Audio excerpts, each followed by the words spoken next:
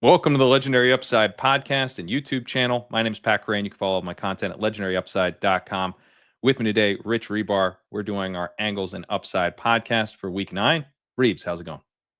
It's going good, man. You know, it's Halloween. We can go trick or treating after this, and the Is it people don't Halloween? I know. hadn't noticed. Yeah, it What? is. Well, I mean, you're in like a weird state, right, for Halloween, like because your baby is under 2, right? Yeah, she's 18 months. Although I am kidding because for the audio listeners, Rich is in full costume right now. So it's not unnoticed that it's Halloween. Yeah. How is Halloween for like where you are now? Because like you are in like a weird state, like your daughter's like not going out probably on her own. Are you taking her out? Like, is it like a stroller thing? Yeah, she's not going out on her own, but I think we're going to take her out, and she is going to be, I think, delighted by the concept of we can walk up to a random house, the person will open the door and give me something. Like it's not even candy, right? It's just like this person is interacting with me. What? Like this is not normally how things are done. She kind of understands, we don't just walk up to other people's houses, but now we get to do that. There's gonna be all these kids out. I think she's gonna be really fascinated by the whole process of everything going on. So we'll see how far we get. But like we live, in kind of a little, it feels like very neighborhoody here. I mean, I came from New York, so this San Diego almost feels like the suburbs to me. But Yeah. we're gonna be walking around, and there's a couple streets right near us that just like go all out. So we'll see how many houses we end up hitting. But yeah, we are gonna go around. But you're going around like right after this, it sounds like. Yeah, because so people that don't know us, we record this like Friday afternoons, and I know some people wish this was like earlier in the week. It's just not possible. It's something you and I just like tacked on for fun, like in the 11th hour of the preseason, Yeah. and we write up all the games all week.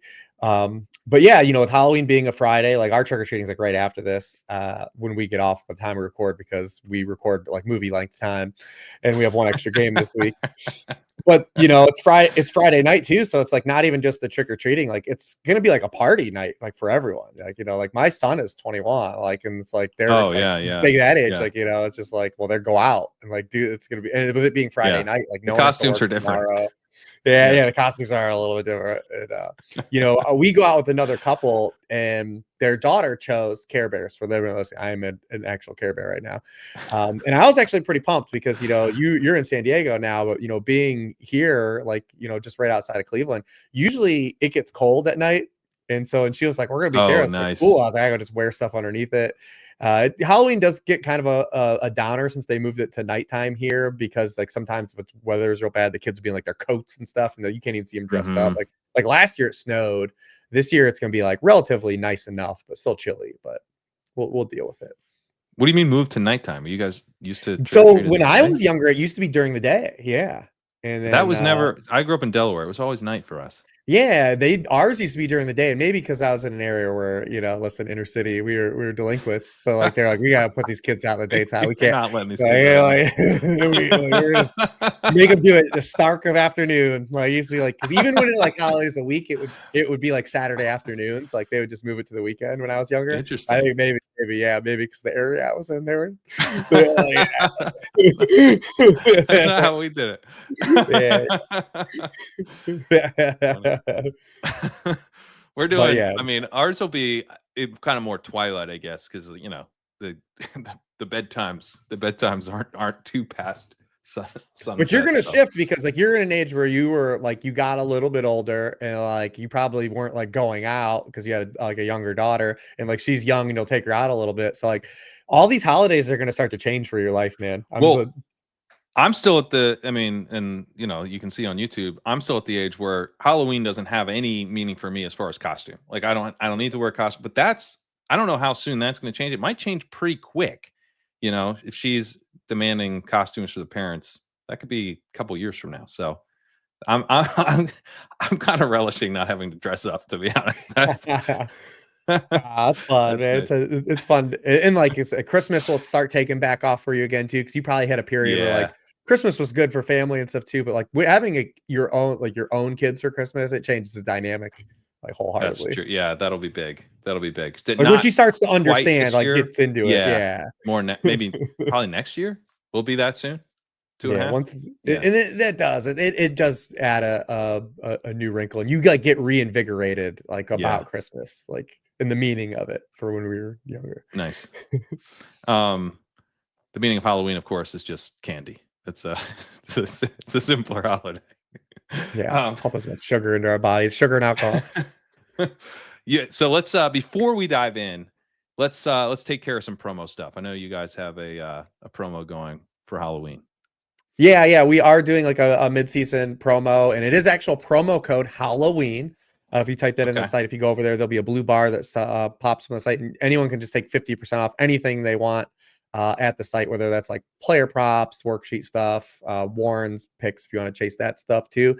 Everything is available if you just click that blue bar. So mid-season promo, we know how it is in them streets. For sure. And check out Legendary Upside. First 3 games, I believe, are above the paywall this week. So check all that out, including the cover boy game, which is the Colts Steelers. I have Tyler Warren as the cover boy this week. Obviously, Mm, kind of pick any Colt. You could definitely pick Taylor, but I already had Taylor as a cover boy once.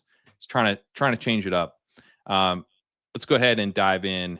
And yeah, I like Tyler Warren in this game because I think that the Steelers can keep this game pretty close. So does Vegas, by the way. This isn't like a huge dog here for the Steelers, and they're at home. And when I say keep it close, I don't think the Steelers will win this game, but I think maybe they can keep it competitive. And that's kind of that sweet spot for Warren, I think, where you do actually want the Colts still running the ball a bunch. You want them having the threat of the run being a real problem for the Steelers defense, and then you want them to be able to play action off of mhm. that really effectively, which is what they do. Like that's the whole formula, and I think the formula is going to work really well here. The Steelers have not been good against the pass. I think the Colts will be able to put up points. They're running play action at the highest rate in the league. They've been very efficient on play action. And when you look at who's benefiting from play action, Tyler Warren's the main guy. He has a 36% targets per route run on play action dropbacks with 4.95 yards per route run. Mm. So this is, he's been great all year, but this is a spot where he could really shine. Michael Pittman's also set up pretty well. He's at 28% targets per route run, 2.38 yards per route run on play action. He's just been good overall, 1.90 yards per route run, 23% targets per route run, and his routes are very safe. You don't have to worry about the game script so much with Pittman the way you do with like Downs. So Warren, Pittman, the passing game here, Daniel Jones, I'm pretty into it this week. Obviously, Jonathan Taylor could just score 3 touchdowns again. So I have no negative things to say about Jonathan Taylor here, but it's a spot where I could see the Colts maybe being a little bit more balanced. And to that point, they've actually been kind of pass heavy in recent Yeah. weeks, especially on first down. 19% pass rate of expected on first down against the Chargers 2 weeks ago, 12% last week. We're starting to see them, I think, trust Daniel Jones a little bit more.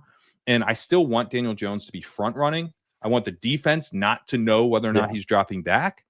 But the Colts, when they're in those spots, are now having him drop back more frequently, which is kind of the best of both worlds for Daniel Jones' passing production. Yeah, you're speaking my language with this game. I like the Colts passing side a lot. They actually are in neutral pass rate stuff. Like they're fifth in neutral pass rate. They're seventh in first half drop back rate.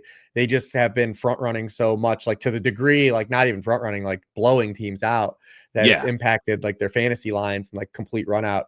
Tyler Warren is the tight end 1 overall in fantasy points per game scored in the first half of games this season. He's the tight end 28 in second half scoring. He's averaging 9 pass routes per game in the second half of the season because come on. they're dead last. Yeah, they're dead last in drop back rate in the second half because they just blown so many teams out. Yeah, We're expecting this to not be one of those environments. We're expecting them to get pushed. They are favored, but it's they're on the road.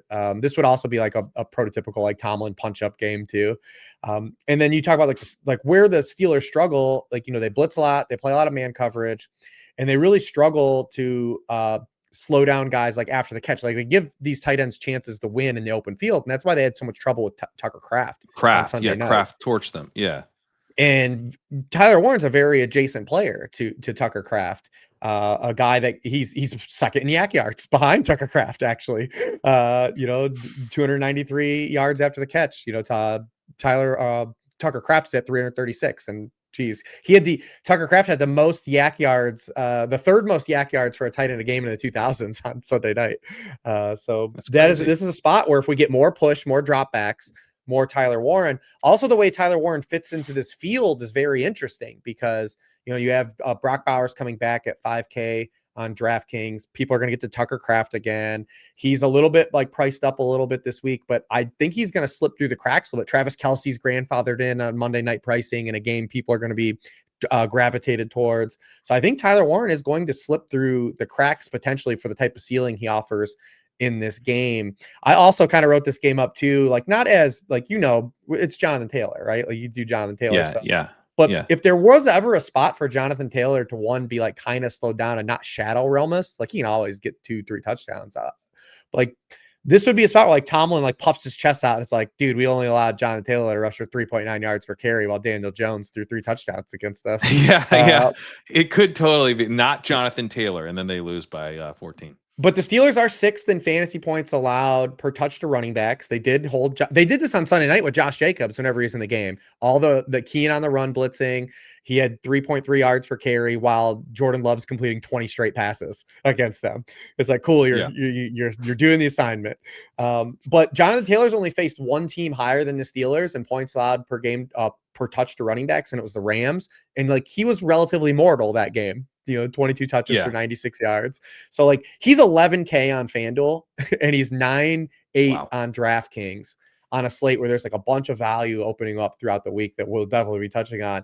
So like I feel like this is a week where like honestly I'm a little scared. I will say that it's not like I'm comfortable having 0% Jonathan Taylor, but like I honestly don't think I'm going to have him in my player pool this weekend. I'm kind of torn because you mentioned with the Warren stuff, like, well, we're excited about Bowers and, we're excited about the Bills and the Chiefs, and there's tight ends in that game. And so, we have reasons not to play Warren. And then McCaffrey, if you're going to spend up at running back, he's a lot more comfy. So, you don't need to play Taylor necessarily, but, kind of zooming out, like the answer to this part of the season might just be play Colts. It certainly was last week. Like Bijan, Yep. it's like, oh, we got to jam Bijan, and it's like, nope, play Colts, play Jonathan Taylor. That's what. Yeah. So I think his price makes it like he has to have like he's like we're approaching the one range of outcome for him though, like the binary result stage of his pricing. Right.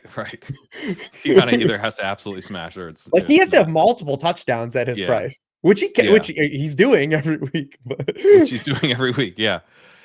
No, it's true. I haven't decided where I'm going to land on him, but I mean, it's like it's not even from an analysis standpoint. It's like there's not that much to say. Like he's smashing. He looks great. Looks amazing.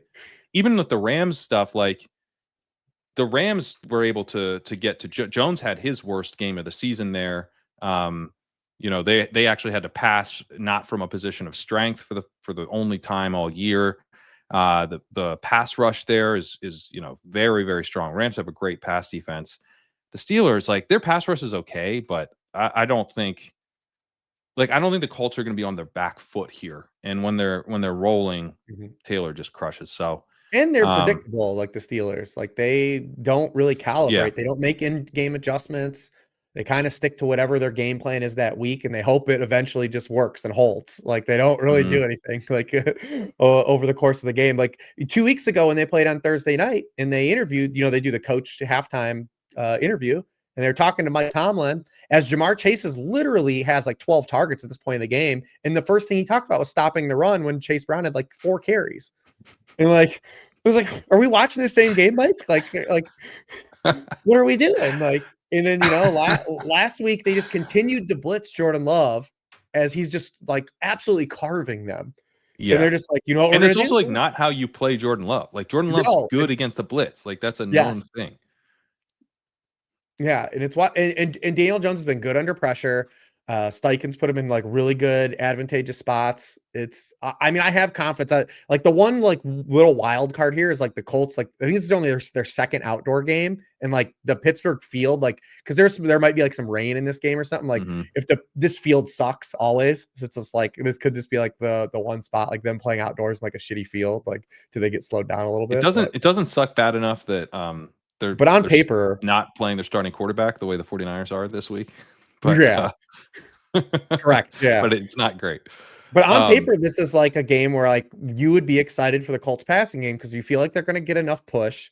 The matchup lines up to where like they probably can still play with a lead, but they're not running like so efficiently that they are just giving Jonathan Taylor the ball every play, and they're mixing in the run pass, and like the yep. game environment is strong. Any other pieces from the passing game jump out to you? I think Alec Pierce is relatively interesting. I don't know if I'm going to get to him in DFS. I did bet his longest catch player prop. I think there's some signal for him in this game that maybe have a splash play. He hasn't scored a touchdown yet on the year. Hmm. So maybe we get that kind of that to break through. But I mean, Steelers have allowed the most receiving yards per game to wide receivers now. They play man cover to the 7th highest rate. They blitz at the 3rd highest rate. He has pretty significant splits. And it would make sense for the archetype of receiver he has for Alec Pierce to have splits against man versus zone, right? Like 1-on-1, what are we doing, baby? We're throwing it Yeah. downfield. So Yep. he has been targeted at 11% higher rate against man coverage and zone. And he also averages 2.6 yards per out run against the blitz. Because again, that makes sense, right? Ball's coming. If you're sending extra players, we've got 1-on-1. I got a big player that can win outside. I'm going to take my Yep. shots downfield. So I do think he is a relatively interesting player too. The thing is, we had so much value up on the slate. We flipped over the cards on like Wednesday, and I started like look at lineups, like roster construction. I was like looking for wide receiver value. And now we Hmm. ended up with like a ton of running back value, and like we're able to just play high price receivers now. So I don't know if he's necessarily he just gets weeded out. But I think if you're onslaughting this game, maybe on the early only slate, he becomes like in play for the maybe some Daniel Jones He's like that. also he's at 2.22 yards per route run this year, so like he's been good. And He's been a good player, yeah.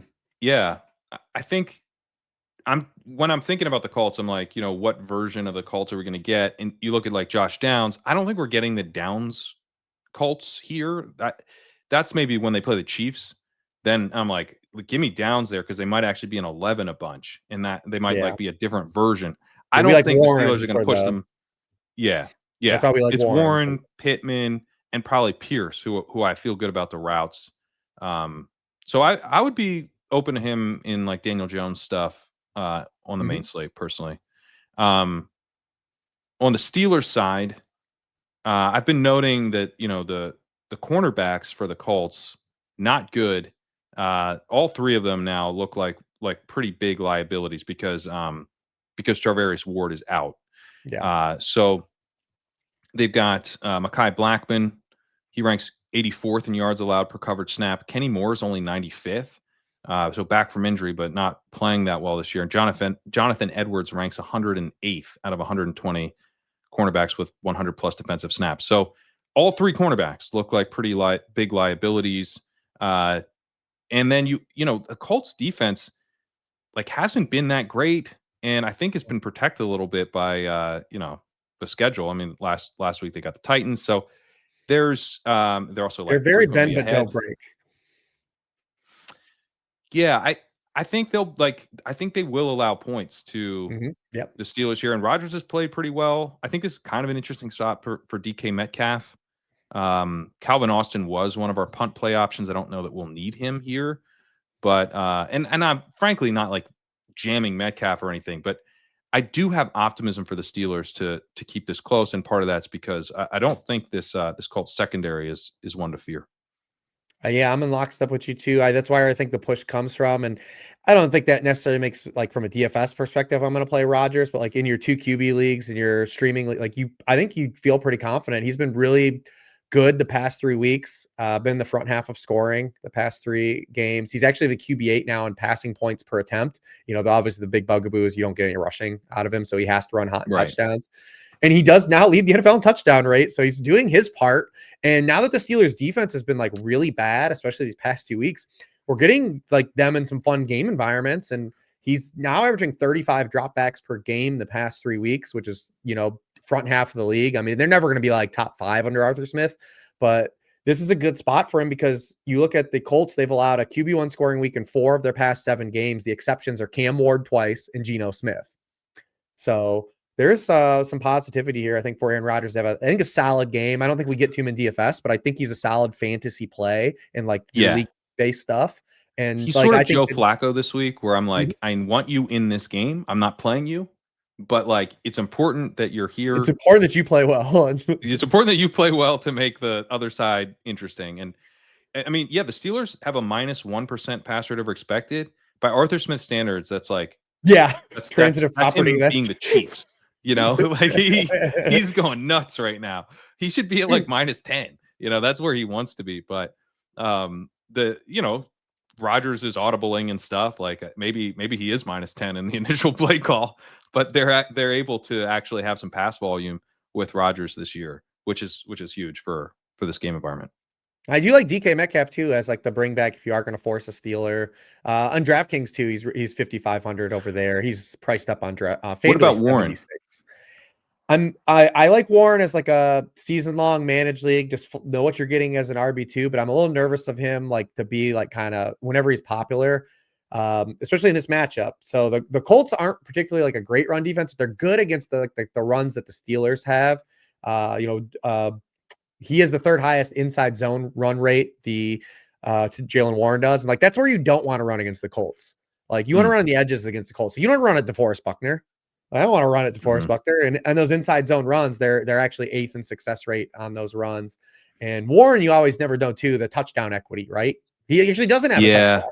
So like he's that's a a guy good I feel point. like it's a really like solid floor play and like where like the points lie, but I'm not really scared of him like dusting me. So and with just what's opened up on this slate, I just don't think like he's going to make my player pool. But I think in your managed leagues, like you're confident like what you're going to get out of him. So I'm a little more into him because of the way touches have gone recently. He had 80% of the carries against the Bengals, 72% against the Packers, and he's been really good this year. He's it's a 4th good in player. success rate. Yeah, he's a good player. He was banged up last year and pretty inefficient, but I think this is kind of a redemption season. He's 3rd in yards per route run, 2.10 yards per route run. So to me, he's kind of a bet on the game environment and the Steelers. Like if the Steelers are putting up points, I think Warren is going to have a solid game.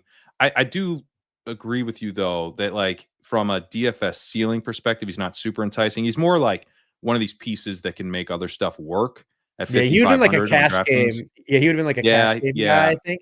And now that we have 3 other running backs that are going to be playing, But I wonder if that keeps him like maybe, yeah, it'll you lower know, his ownership's going to come down from early, like where projections were to open the week because I think he was he was popping gonna be in big some. chalk before.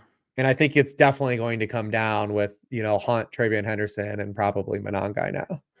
I'm happy to stay with Warren. If the ownership's gonna be cut in half or even more, I think he's fine. Like he's yeah, the ceiling isn't amazing, but like can he at 5,500 get me like 25 or something? Like, yeah, I In think he's fine. my one of my leagues that I'm in, I saw a trade this week that was Michael Pittman traded for Jalen Warren, and I was like, what a trade that makes sense. Like Jalen Good Warren for is the you Michael guys. Pittman, Jalen Warren is the Michael Pittman of running backs, and Michael Pittman is the Jalen Warren of wide receivers. I was like, this makes sense. And they're playing each other. It's perfect. Yeah, yeah. I was like, well, I was like, yeah, that one just checks out. All right, let's go Bears at Bengals. I mentioned Joe Flacco being in this game, which it does look like he will be, being pretty important. But again, I'm kind of thinking more for the game environment side. Where are you at on this game? Yeah, this game's super fun on paper. We're waiting for some final injury report stuff, but this is the Spider-Man meme. Both these defenses are deplorable. They're 30th and 31st in success rate. The Bengals are allowing a league high touchdown rate on drive, it's where they don't get a turnover. The Bears are 30th. So this is it. Neither of these teams can really stop anyone, and that makes fun. That makes it be fun. I think Yeah, even if we would have got Jake Browning, it wouldn't have been the doom and gloom outing. I want Flacco, don't get me wrong, but I think that Browning based it on is though. yeah. Oh, I yeah. I had Jamar Chase in a lineup earlier this year where I was, like like doing okay, trying to finish top 10 in a tournament type of thing, not win it. But I needed Chase to go nuts, and he did go nuts, and I still left feeling like I That was the hated Lions that. game. That was the Lions game.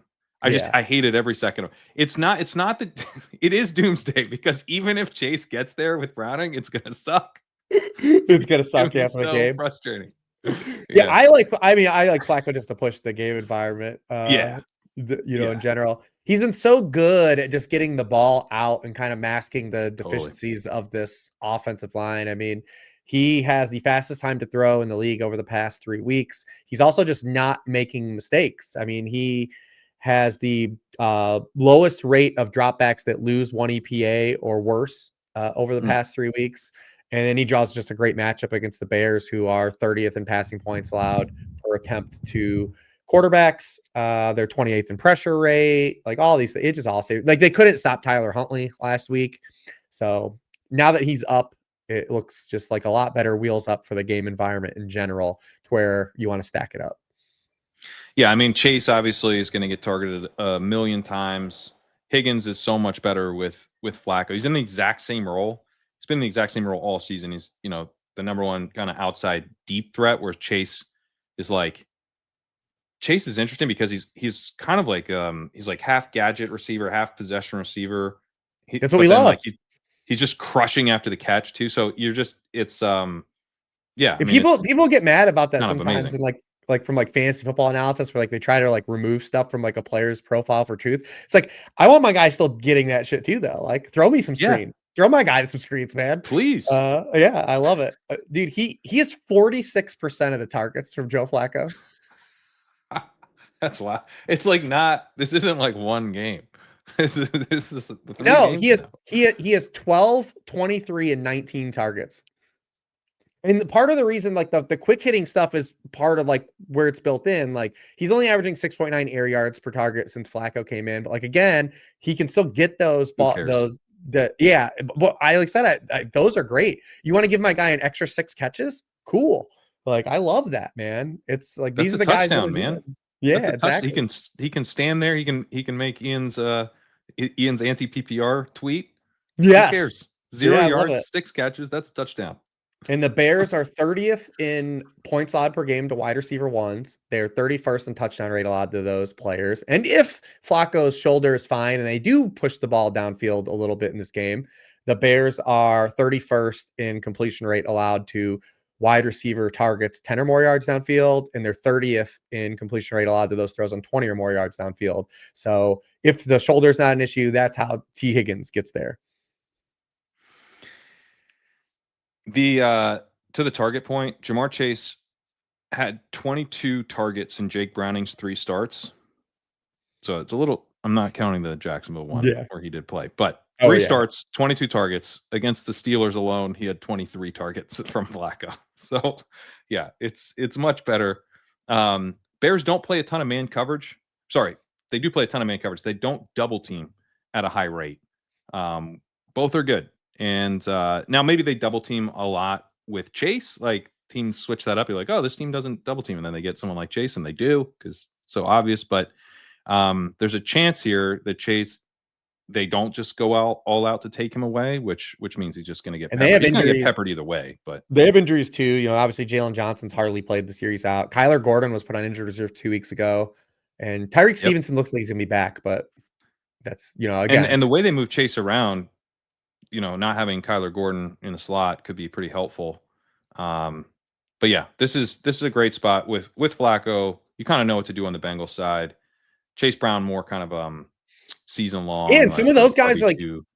those guys are tough to take away for defenses. It's like the Puka thing, especially this year with him playing Yeah. more in the slot. Like it's hard to devote resources to like those types of players in the middle of the field. It's why Trey McBride has like such a high target share, even though everyone knows he's gonna get targets. But you live with Trey McBride catching, 10 7-yard passes as a defense. You're like, well, it's just what it is. Like, he's not, and you'd rather Because they not have give T up. Higgins too. Like you Yeah. can't just yeah. That's Yeah. that's a dangerous thing to do. Let T Higgins, be one-on-one downfield. So no, yeah, it's a nice setup. The Bears side. I was like, man, I just wish they were playing the Browns or something, so I could be like, man, Caleb Williams can't handle pressure. But instead, I have to like week after week be like, hey, man, this is a pretty good matchup for Caleb Williams, and Yeah, then he sucks, right? Like he's it's left a now the couple on the rate table here. a lot. Like he was great against the Cowboys. Um, Raiders 25th percentile in EPA per play, Commanders 48th, Saints 32nd, Ravens 48th. Like he could have gone off in any of those matchups given the lack of pass rush. Commanders are okay, but the other teams like they really struggle to get to the passer, and this is another one. It's another like pristine matchup. This is probably the most Cowboys adjacent one. Yeah, because they're bad in coverage too. And Hendrickson's out, like, and they're gonna Yeah. get pushed. So some of the stuff, like the matchups that he left on the table, they didn't get like a lot of push. Well, also like Swift is banged up, so part of it is that I think Ben Johnson kind of understands what's going on now, and he's shifting to the run game, right? Like I Mm-hmm. think a lot of the optimism that he may have had coming in is fading to some extent, and he wants this to be more of a balanced team. He's kind of operating like a guy hiding his quarterback right now. Their pass run splits are similar to the Panthers and the Raiders and the Falcons, teams that we think might be uninterested in featuring their quarterback. So that gives me like a little bit of pause where you're seeing these low pass rates over expected, them shifting away from the pass on first down a bit. Um, but that's why Flacco I think is so important, because if Mm-hmm. this game environment is kind of voluminous, we're getting a lot of dropbacks, then I think Caleb can put up a lot of points. If the Bears get to dictate the way this game is played, they're going against the Bengals run defense that's 31st in DVOA, 31st in EPA, 30th in success rate. They might just do that. They might just run the ball a bunch, even with Monongai, if Swift can't go. So, Well, uh, as you say that sentence, DeAndre Swift was just rolled out. okay. So we Talk to don't me even about have to. Kyle Monongai. Ruled out. So we don't even have to play like, is he gonna be like DMP, and then come up? Like they have ruled him out officially. So it's just gonna be Monongai, and Roshan Johnson's out. So it'll probably be Travis Homer in like some kind of passing game, like blocking type of role, I would assume. So that might push some stuff for Caleb, especially with Flacco. Like that could be the run out for Caleb you need. No DeAndre Swift plus Flacco. I do think Monongai obviously is going to be in play just because of how just what a travesty this run defense is. Like, Yeah. and the Bears have found something out of the bye, benching Braxton Jones, going to Theo Beneday. This is the rundown for the Bengals against running backs. Last week, 265 yards, 2 touchdowns to the Jets running backs. Week before, 173 total yards to the Pittsburgh backfield. The week before that, I see. 158. I'm a big Jalen Warren Brees Hall guy. So far, I'm just thinking, man, those must be really good backfield. Well, they are, and then these next two are good. Well, they give up 160-2 to the Packers backfield, 160-2 to the Detroit backfield, 218 total yards to the Denver backfield, 185 total yards and 2 touchdowns to the Vikings backfield, 180 total yards and 2 touchdowns to the Jaguars backfield. Like, I mean, Yeah. it's this team does not stop the run like on any level. So So Monongai has a 31% success rate this year, which yeah, is horrible. It's running back 44. And success rates also like the metric I care most about for these running backs with limited samples, because we get the biggest sample on it. It's just they just succeed or not on every play and every time you got to carry. and he And got bricked on a goal line carry last week, and that's when the split shifted. He had played more snaps than Swift, and then he got stoned at the goal yeah. line, and it flipped, and Swift played more. And Swift has had a good success rate this year. And so I don't think it's like I mean, Swift has had a pretty bad success rate for most of his career. He's been a very boom bust runner. So the fact that he has a good success rate, I think, gives you confidence that this isn't like a blocking issue. It's kind of like a Kyle Monongai might not be good issue. So he makes me like nervous. Mhm. Um, I mean, dude, like He would make this me the dude is a most terrible nervous of the prospect. Like he was a three 7th round pick, cheap and his numbers guys. suck. He would make me the most nervous of the 3 Yeah, cheapies because count Hunt and Henderson being the other 2. yeah. I don't know. I mean, we were talking before we recorded about kind of the way DFS is played and the way fantasy football is played, but like there is an emotional component to this, and I'm not sure I can like. I'm not gonna feel good at like 4:30 when I'm going through lineups and I'm like, well, I played Kyle Monungai here, so this one's dead. Like I Well, know it especially can on hit, a slate with but pivots. man, Honestly, it'd be different if he was like the one cheap guy and they're playing the Bengals, right? And you're like, this gets me to all these other guys. And you yeah, just like you're like, what? There are three like we have it's wide open this week. You have Trevion Henderson, you have Kareem Hunt that are directly priced in the same price range as him. at the same time, like he is set up really well. You would have, I would have made a similar case. I actually did play Rico Dowdle when he first That's opened up, so true. maybe I literally didn't make a similar case. But I was nervous about Dowdle because he hadn't been good. He hadn't been this bad either, but he hadn't been good, and it's small sample stuff. Kyle Monungai, like larger sample might cook. His success rate might be awesome, but I doubt it. And so it kind of comes to um, ownership for me. Is Yeah. he does he get kind of cut out? Is he kind of squeezed because there's lots of other options and you can play this like kind of free square on another week type of guy? You have to make the leap of faith on the profile, but the opportunity and the matchup is just so good. If I get to play that at low ownership, I'm into it. But as a chalk piece, I would prefer him to be really chalky so I can fade it. To be honest, I've been playing a lot of chalk this year, so it's more about the play itself. But give me an excuse to fade it, please. He does have some explosives this year. He's at 14% rate of runs of 10 or more yards. And maybe Bengals just don't matter, right? Like it was like the Dowdle setup against the Dolphins. Like maybe it just doesn't matter. Yeah, yeah, and that's why I want to keep an open mind to it, especially if But it's like you said, going to it, be it at all does come down contrarian. to where it comes down to skating to where how people are handling these three running Yeah, backs. yeah, yeah, and like Henderson, we'll Because get there are to, but good like running that, backs we want to play still too. yeah. There's like leap of faith stuff on talent where I'm like, this guy hasn't been good, but like, hey man, like I thought he was a good prospect and he was a second round pick, and I like this offense, and I actually do like this offense here, but it's a little bit, we know the floor is low with the Bears every week, and Kamanunga was like the worst running back prospect in my model, like of everybody. So, uh, you know, and he's been bad. So, but that's sometimes one of those things where like when a guy is bad who you thought was bad, it like makes you like 100% sure he's Yeah. bad when you shouldn't be 100% sure. So I will try to keep an open mind here. Yeah, yeah. And like I said, there are clear pivots here too. Like if you don't like Kyle Monangai, he's trying to be popular, like you have the Caleb factor, like how this affects him in the passing game. Against the Bengals defense that's just is equally handing out. Like it doesn't matter. Like we said, like whatever what do you want to do to these guys? Like they are gonna they're willing. They're willing. And you know what? I was trying to Really, phrase it in a way that didn't get like me sound like I don't know. I don't know how it was gonna come out, but like don't. they I'm not don't sure need you to be quite talked got into there. a lot. I don't think so either, man. I think so.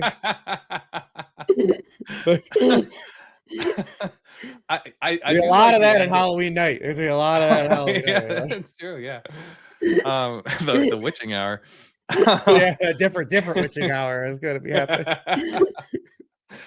The angle there, like if we're betting on Monungai to not take advantage of this opportunity, maybe that's bullish for Williams because that's we just talked about Ben Johnson maybe wanting to be run heavy or at least run first. If the run game just isn't clicking, this is a matchup where you go, well, I'll just do the other thing that will also work. And Yeah. so the run And game being bad could actually boost that's I think Williams. the most pivotal thing for like Monangai's outcome is like the open of the game for him. Like if he Hmm. comes out and does not do well the opening couple drives, like that could just impact the way the rest of the game goes for Caleb Williams and himself. But if he comes out hot, then that's Who is the backup going to be here? Do you know? I would assume it's Travis Homer, but I don't know like who they're going to bring up It's yet. so bullish for Monungai if it's Homer. That's what I mean. Like he's all they have, right? Because Roshan, I don't think is going to be up either. He's been dealing with a multi-week injury as well. Yeah, I think he's So been DNP this week. So yeah, yeah. Um. So yeah, Britton we Brown is talked. the Oh, other sorry. guy on their roster. Oh, Brit, come on. Come on. I've been joking that they should trade for Brees.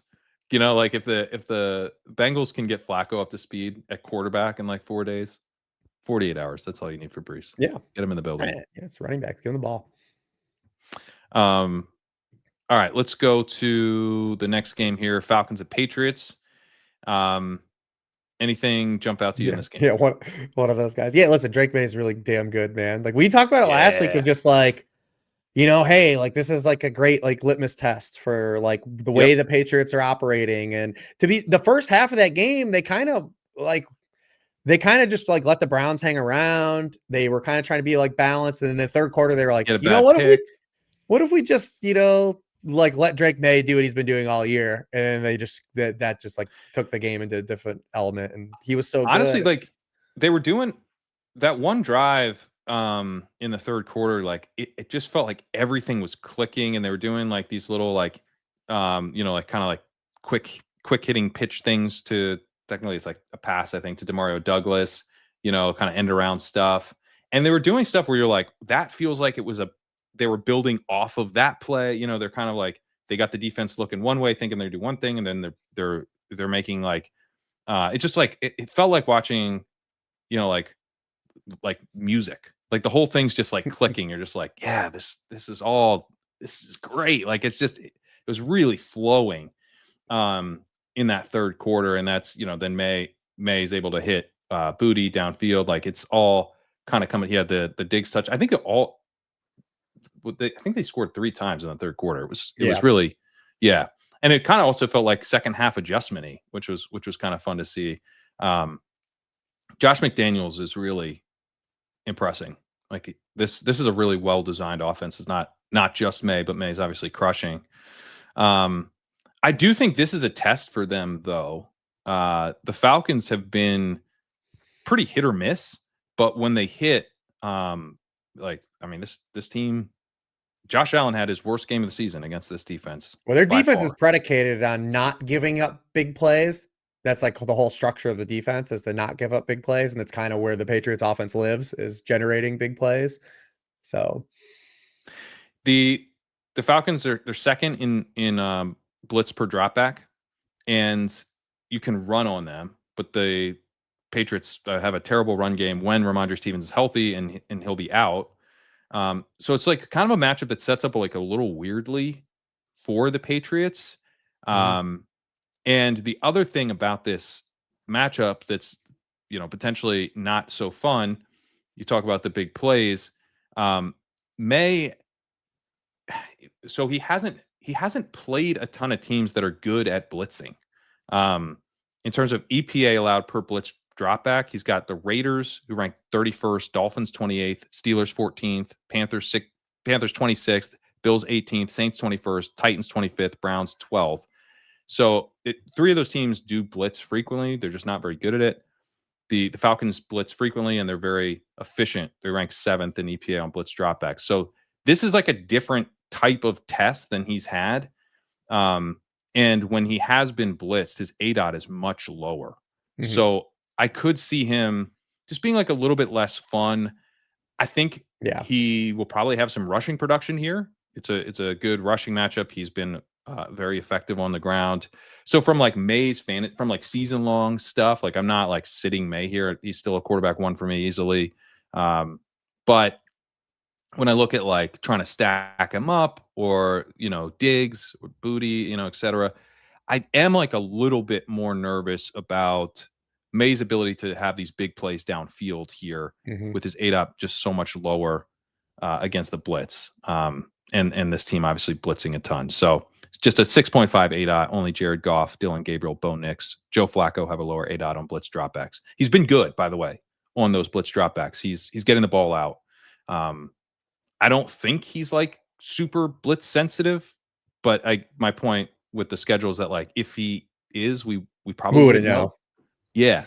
So it creates downside risk, and then the way he's been beating the blitz has been a little bit less fun for fantasy. Yeah, I kind of see it similarly. Like he's probably not from a DFS side going to be on the radar this week, which hurts, but Yeah, it's he's just been annoying. so good. But it's a great quarterback slate though too, and he just like you said, I feel really good in the floor. I feel confident like what we're gonna get. And then just the game environment's probably not going to be like super strong either. The Falcons have been absolutely a train wreck on the road this year. They only average more points per drive than the Titans on the road. Come on. Michael Penix, yeah, Michael Penix has been terrible in all the road games so far, which could be noise because it's so early, but like I'm not real confident in this offense here because the way you want the Falcons and Penix to operate is to play off of the run game. And the Patriots have been so dominant against the run this year. All that money that they spent has really paid off in terms of on-field results. I mean, no running back even has more than 49 rushing yards in a game against them this season. Yeah. You know, they nuked James Cook, they nuked David Achane. Like, so if Atlanta's not able to run the football, I think Bijan will be fine because he'll get some receiving stuff largely. I do too. Yeah. But I just like if the Falcons aren't able to run the football and play their brand of football, especially because this is a matchup too that probably doesn't align itself for Drake London to do really well either.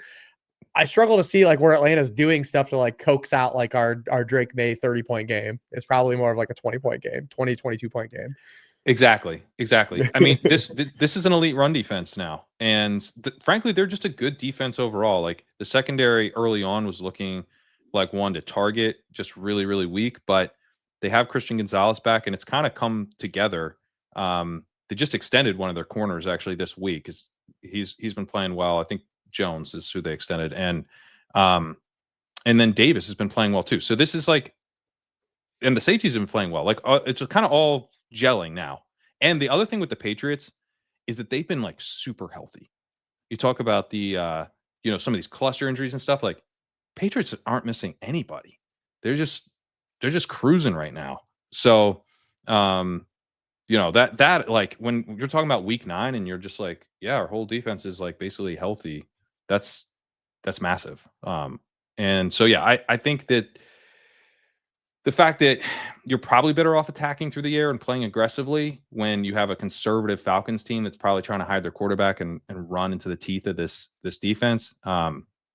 It just, yeah, I get slight slog vibes, not full slog, because I think Drake May will put up some points and be a solid start, but a little harder to get excited about the upside here. Anyone else? Any other individual pieces to mention? Well, we have the Henderson, man. Yeah. We got to cover that.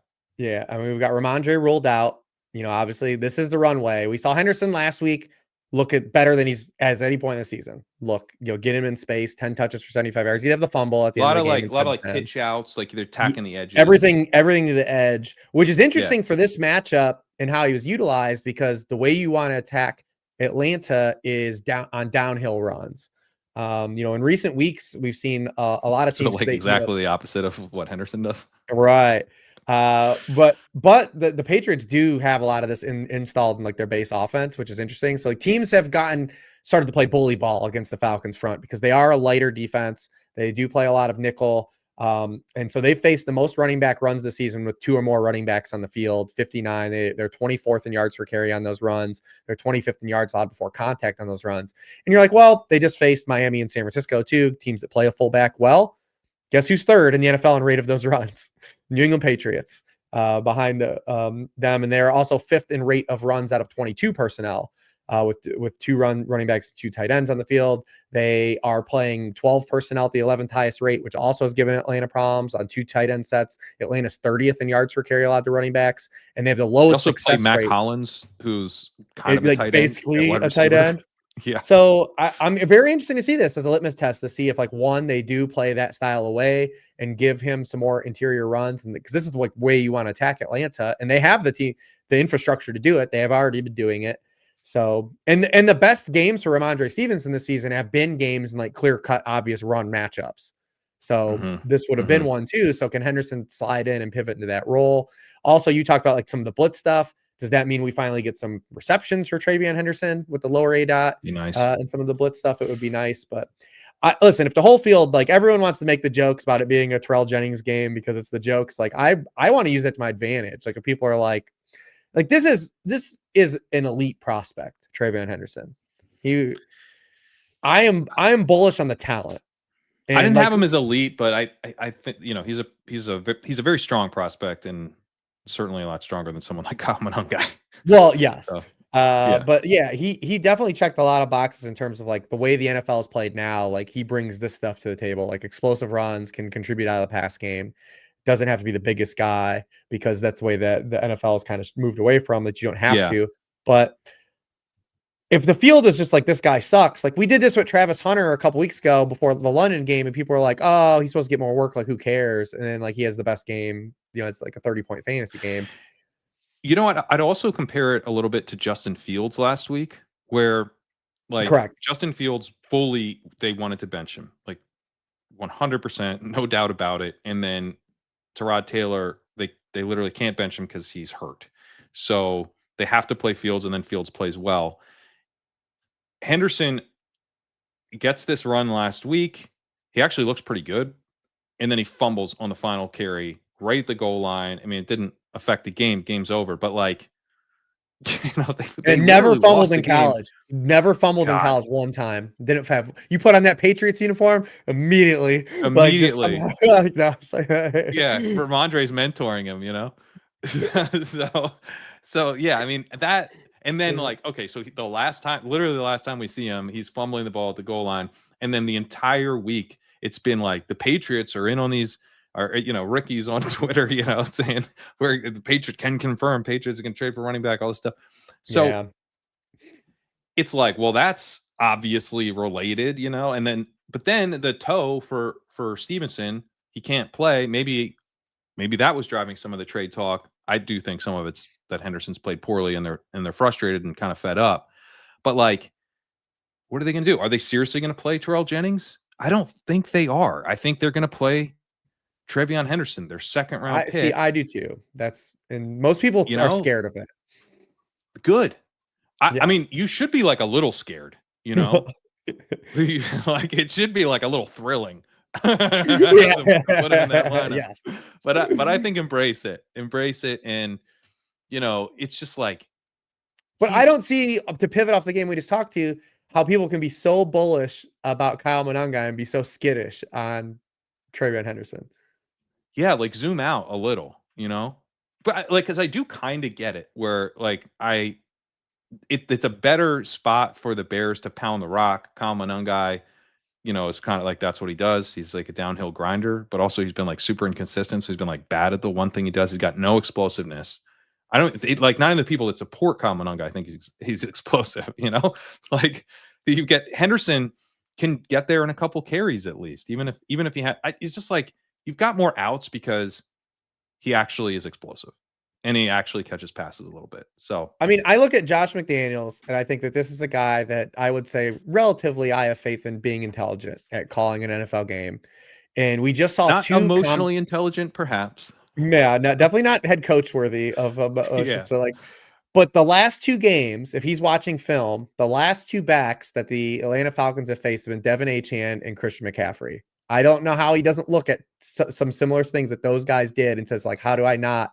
I have a player that yeah. could potentially do some things that those guys did, like not And incorporate that that. player is Terrell Jennings, baby. Yeah. Uh, Yeah. No, But if I'm you're gonna but if play some you're yeah, Henderson for sure. so yeah, I mean, like I am probably more bullish than the field, and like you said, it's not like I'm supremely like it's a lock button for me, but if like I still see this as like a pretty strong signal, like and runway for as a home favorite, like everything is here, it's on the table. Why run away? If you just like took us back to August and said, "Hey, in week 9, Trevion Henderson is going to have the backfield to himself because Ramondre Stevenson is out. His backup is a guy named Terrell Jennings. They're going to be the Patriots are going to have one of the best offenses in the league. Drake May is going to be second in EPA per game behind only Jordan Love, and Patriots at home and favored, and people just aren't going to play Henderson." We'd be like, They're "Oh going to my talk gosh." themselves out of it, or they're looking Yeah. for reasons to talk themselves out of They're it. going to play Kyle Monunga instead. We'd be like, "Holy crap. Let's get to week 9 already." Yeah, So, yeah. I don't know. It obviously could fail. It could all blow up in our faces, but I'm going to play. yeah, me too. Vikings at Lions. What do you like here? I used this on Wednesday, and I shouted you out too. Like the Lions are a wagon this week.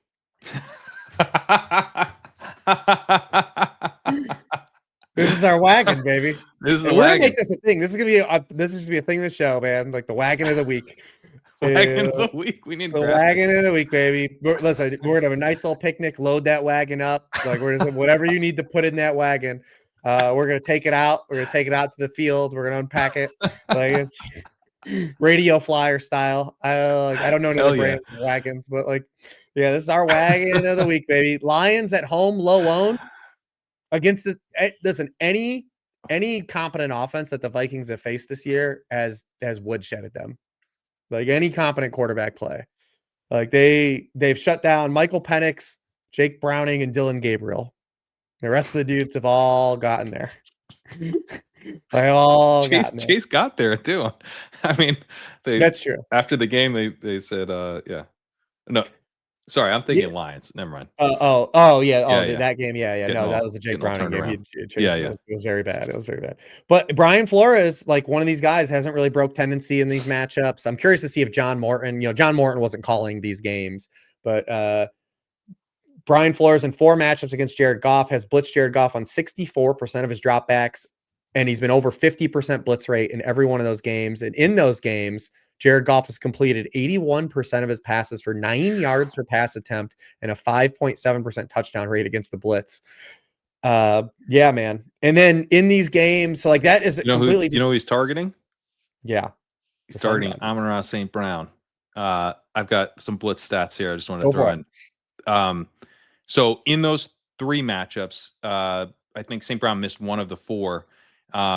He's averaging against the blitz, against the Vikings, and against the blitz, 37% targets per outrun and 4.36 yards per outrun in those 3 matchups overall. He's at 31% targets per outrun, 3.54 yards per outrun. Against the blitz this year, St. Brown is at 31% targets per outrun, up from 28% overall, and averaging 2.94 yards per outrun, up from 2.54 overall. So it's a boost to go against the blitz. He's crushed the Brian Flores Vikings in 3 games, and especially against the blitz. So yeah, I mean, I love this spot for Goff too, but it sets up Amon-Ra for a big ceiling, I think. Oh yeah. Yeah, and this year, I mean, it's completely rolled over. He's over 3 yards per hour run against the blitz this year. He also leads the NFL in target rate in the red zone. He has 44% of the Lions red zone targets. It's just an Amon-Ra season again, man. Like, every Yep. year we kind of look for reasons not to like be in on this guy, and he just keeps cruising. Just keeps doing the same thing every year. Yeah, so he sounds good. We saw John Morton talk up Jameson Williams and how like he takes on It's his ownership and fault. Yeah. yeah. And to be fair, he is 33% of Jameson Williams' targets this season have been 20 or more yards downfield. Last year, it was 14.3%. So we're almost triple. And as a byproduct, he has 33% of his targets this season have been inaccurate compared to 12% last year. So we're looking for that usage to change. Hopefully him saying that is at least self-reflective. It's like, cool. I'm still more interested in Laporta as the third wheel. Are you more into Yeah. Williams or Laporta? The coach speaks the only thing that has me Yeah. interested in Williams. I think so. 2 weeks ago, Dan Campbell said like we need to get David Montgomery more involved, and it's like yeah, they probably did because David Montgomery had fallen to a 17% carry share, and I kind of take the same attitude here when John Morton's saying like, hey man, this is my fault. Like I got to get Jameson Williams more involved. Well, he's had first read target rates over the last 3 weeks of 4%, 7%, and 6%. So like he's just straight up like not been calling plays with unless Jameson Williams like just straight up can't get open or the coverage is taking him away every time he's the first read, which I guess could be happening, but he has a 9% first read target rate on the season. So like this has been a whole season long thing. They're probably just not calling that many plays where he's the primary. And that is on John Morton. But there's also a reason that you do that. And part of the reason is that Amon-Ra St. Brown is the guy. He's got a Mhm. 23% first read target rate, which is elite. He's just better. That's I'm so sorry. he's just better. Run your offense through Amon-Ra and you're going to have more success. And I think especially against the blitz. So this is like not a spot. It'd be if this coach speak stuff was happening against like the Bengals or the Raiders or the Cowboys, like I'd be like, okay, yeah, like they're in a spot where they can kind of like mess around. The Vikings will give up big plays. Like their secondary looks like a pretty big issue, but the pass rush is legit, and it's because they blitz. And you don't want to like take Brian Flores and the Vikings lightly. So Yes. I just think it makes sense to come in here and just like run the offense through the guys who beat this defense, which is Jared And I Goff don't think getting they the ball will out because quickly to Amon-Ra. yeah, and I don't think they will anyways. It's a division game. I don't think Yeah, Dan Gamble approaches any matchup lightly either. Like they have that mentality that's true. too, That's which is true. why they just destroy these teams. Like they destroy, like that's why I said they're the wagon, right? Like we expect them to do what they do. But Laporta also 3.68 yards per run against the blitz, and then teams have Yep. targeted their tight ends 28% of the time against Minnesota. It's the third highest rate. So I like Laporta as kind of the maybe another guy that's lost in the tight end shuffle this week as things play out. And then Jahmyr Gibbs in this I like matchup. Laporta too. Yeah. Jahmyr Gibbs in this matchup looks absolutely dynamic. They're another one of these teams, Minnesota, that don't tell Kevin Patullo this, but like they're getting whipped by like multiple tight end run sets. They are allowing a league high 77 rushing yards per game to running backs against multiple tight end sets. They're 29th in success rate against those runs. While Detroit uses 12 personnel at the sixth highest rate, 13 personnel at the fourth highest rate. Gibbs is fourth in the NFL in rushing attempts with multiple tight ends on the field this season. And in 4 games against Minnesota, he has 9 touchdowns. Wow. Like, like so this he is going to definitely be low owned because the field when they pay up are going to pay up for McCaffrey and probably even still Taylor by default because he's just going to keep getting played. So with even with the cheapy running backs, I think it makes even Gibbs a little more appealing in tournament play. And just again, just playing all like I'm going to definitely just have one Lions onslaught anyways. I love the Gibbs call. I mean, he's got like obviously has a huge ceiling given his explosiveness, but this is also like so a couple things. One, actually maybe 3 things. The Vikings teams are running all over. Um, they're not terrible against the run, but if you don't want to have to deal with this blitz stuff, you can just run on the Vikings. They're not shutting teams down at all. Teams are averaging a 53% pass rate against the Vikings, which is super low. The teams are like the Seahawks, basically, when they play the Vikings. They have a minus 5% PROE. Vikings opponents, they're shifting 5% to the run.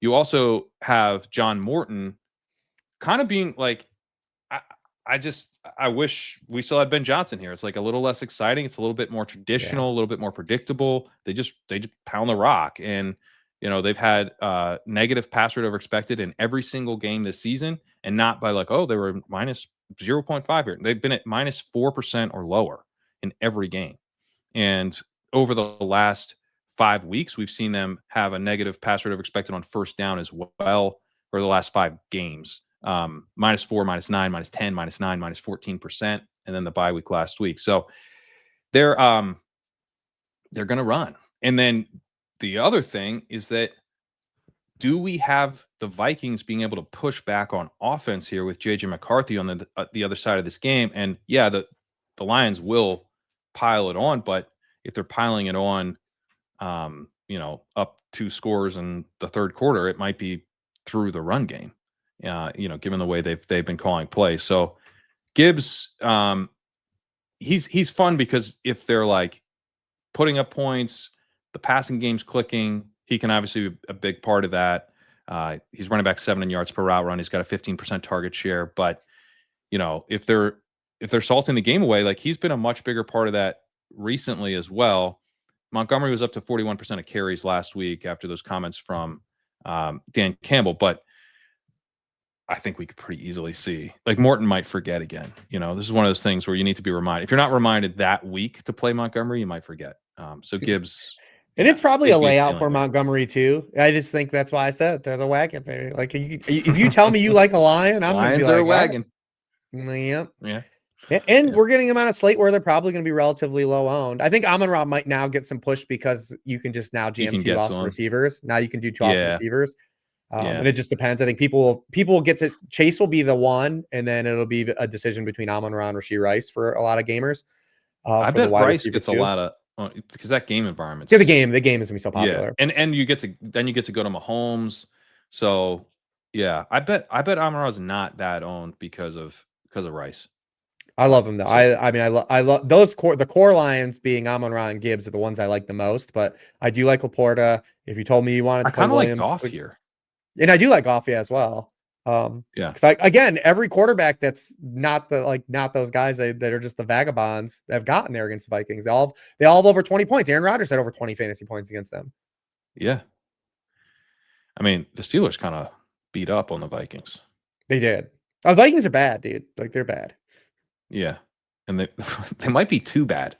That's my But biggest that's concern never with this it's game is never they're been a too bad. problem for the Lions. You can never be too That's bad true. against the Lions. That's true. Do you have much hope for McCarthy here? It's only been 2 games. He was kind of good for a quarter. One quarter, he was good. Not Played 8. here, I don't. But I'm more optimistic than I think the field. It's the same thing that we talk about Cam Ward. I just want to let these guys breathe a little bit. I just want them to play a little bit more. But you're on the road as a huge underdog. They've got Cam Ward's multiple. breathed a little bit more than McCarthy. Let's I'm just gonna keep bringing up because get you the Cam I Ward found visceral thing.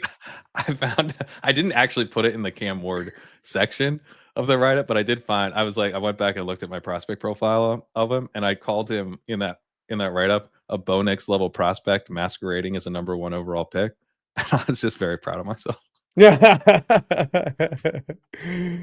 But I mean, this is just a terrible spot, right? Like on the road, huge dogs. You've got offensive line injuries. Darrisaw played 9 snaps last week. He can't get on the field. Brian O'Neill's missed 2 of the past 3 games. Donovan Jackson's come back and has been terrible. Ryan Kelly hasn't played since week 4 due to concussion He's on injuries. IR, yeah.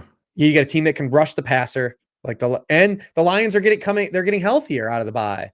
Like they can rush the passer. Now their secondary is going to be back. We're probably going to get Terran Arnold back. Whether you think he's good or not doesn't matter. He's coming back. Brian Branch is going to be back. It's just a spot where I'm not optimistic that the infrastructure of the Vikings, like this is the spot where it's going to come together. Yeah, and the other thing is like we've seen so Kevin O'Connell like probably like around week 12, 13, 14, 15, somewhere in there was like peak like, oh my God, this guy is just a freaking genius. You know, he's getting so much out of Sam Darnold. But in the playoff game, they gave up. They gave up in that game, and that was like, oof. You know, you just to see kind of a team roll over And the like week that. before that was against the Lions. Remember It was that against the it was Lions, to yeah. win the division. Remember there was a Sunday. They moved it Sunday night. There was to go. They Yep. were both 14-2 or something. Yep. They got No, yeah. destroyed. Exactly. And but from O'Connell's perspective, I was kind of like, you know, this is the guy I'm holding up. It's like, yeah, this is like one of the best coaches we've got. And then this year they come out and they're pretty run heavy against the Bears, and they were okay. They actually weren't run heavy against the Falcons. They passed 64% of the time, which was 1% above expected. But like that made me a little bit nervous the way they rolled things out with the Bears. Then McCarthy's hurt. They go to Wentz. They pass a bunch, and I'm starting to feel like if O'Connell doesn't trust his quarterback, and I've seen him now get like kind of tight in, or at least I don't know if tight's the word, but just like not like balls to the wall. I'm worried that he's worried. I'm worried he's worried, and He if should he's be worried. yeah, he should be worried. But I want him to be like loose, like screw it. You know, let's let the kid like learn on the job. I Yeah. don't think that's what he's going to do though. I think he's going to be like, let's not have me look like an idiot for going with JJ McCarthy when Sam Darnold and Daniel Jones were here last year. And I picked the only guy of the 3 who can't play. So let me let me try to disguise this as much as I can. And you know, we see coaches like there's a reason that the Panthers just ran the ball a bunch last week in a huge loss. Like coaches don't Yep. always just like it's like, hey, if you do this crazy risky thing, you will have the best chance of winning. But if it doesn't work, you'll look like a total asshole. Like they don't do that a lot. They They play for the friendliest loss. They play for the friendliest loss. So I'm a little bit worried. You know, this time last year, I would have told you that's not what Kevin O'Connell does. He's a pass first coach. He plays to win, but I'm not 100% sure he's going to play to win here, to be honest. I think he's going to play to have McCarthy not look bad. Unless McCarthy's better than we think, which is possible. It's only been 2 games. Yeah, I'm willing to keep it open. I just feel like this is the like a bad spot to chase it, so to I speak. think if you're Like, chasing it, play golf stacks, yeah, correct. right? Like it's like the Flacco thing we talked about, I'm where it's not like, bringing a hey, Viking or the back in Rodgers my thing. Vikings. Like when I'm playing No, I'm not. Lions, I'm not playing Vikings. I'm not bringing a Viking back. We have yet to see Jordan Addison play it down with JJ McCarthy in the regular season. Who knows what's going to happen? Who knows if the pass volume is going to be there, like you said. They had a 56% drop Yeah, back rate with McCarthy under center, the early season sample. Uh, yeah, it's just hard, man. yeah, Like, and Justin Jefferson has been a guy that even with Wentz and getting all those targets, like was not giving us the ceiling weeks. We were just getting by on the volume. yeah, and like season long stuff and everything. You're Like playing him. You're playing you're him playing season long. him. Yeah. Yeah, I think even Addison's like Yeah, you're fine. probably even still starting him, to be honest, Yeah, in most but spots. for DFS, it's not. It's just not the spot. All right, let's move to the next game: Panthers at Packers. Speaking of Dave Canales, uh, Panthers implied team total 15. Come on, guys. Come on. I'm in a dynasty league where I have Jalen Hurts and I just care. It's fairly shallow. And I just like need the roster spot, so I don't carry a backup quarterback. Like But I FFPC realize style. like, yeah. And so it's not FFPC, but it's like a similar Yeah. level. And We're like one the QB, like one QB, like those guys are there. You can still pick up quarterbacks. yeah, like and I was like, I'll pick up a quarterback, but I kind of let it go too late. And a few weeks ago, I was like looking at the quarterback options, like there's no one here. So I picked up Bryce Young. Then he got hurt. Andy Dalton started, and I was like, I've been looking since. Like I can't start Bryce Young in week 9. Like I need to figure And this you get out. Jacoby Brissett. Is Jacoby No, Brissett available? I just have Young, so I'm gonna check one last time on Sunday waivers. But for now, Bryce Young's heading in the starting lineup on like a decent team. So I might maybe I'll throw some trades around. But yeah, I mean this is even as a fill-in dynasty league start, kind of dire. 15-point implied team total is so bad. Obviously, it's a tough matchup for them, but more than that, like talk about a coach who just doesn't want to see his quarterback drop back. Like now, this was with Dalton last week, but minus 17% pass rate of expected and minus 31% on first down. This is like Malik Willis level stuff. You know, this is this is crazy. Like they're just refusing to pass, but they have 46% pass rate against the Cowboys, and they actually won that game. So, maybe in that, you had Rico Dowdle. Maybe feed Rico Dowdle, by the way, if you're going to be running this much. But no, last week we had to have Chuba Hubbard leading the way, and they passed just 56% of the time against the Bills when they were expected to pass 73% of the time. I don't have a ton of optimism for the Panthers here. I really wish they would go back to Dowdle, who's been so much better than Hubbard. It kind of They sounds are like they going will. to.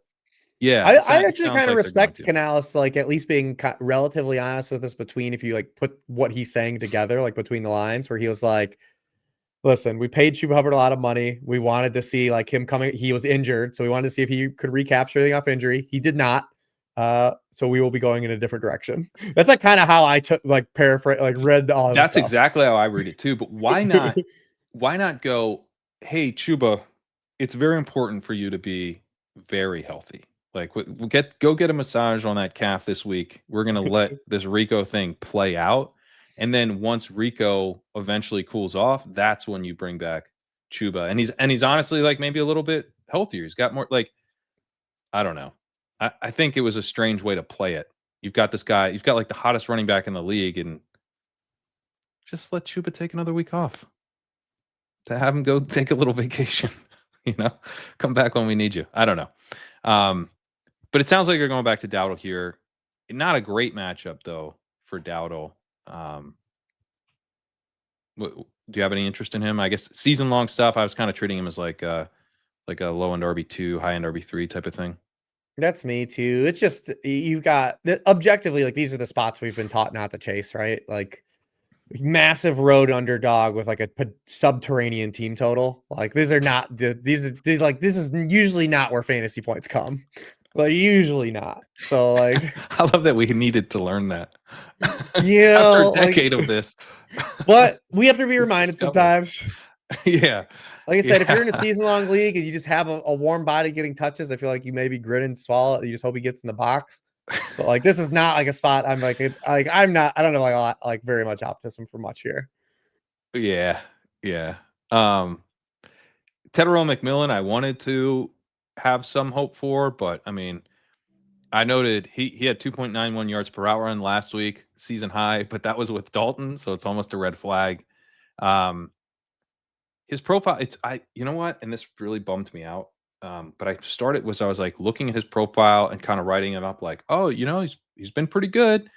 And then he kind of underperforms, and I'm like still optimistic, and then he underperforms again. It kind of reminds me of Marvin Harrison last year. I was Yeah, like, I've been hey, talking about that. Yeah, I brought that up I think on this show in like week 3. uh, well, I don't well I don't you've been very right. well It's I just starting.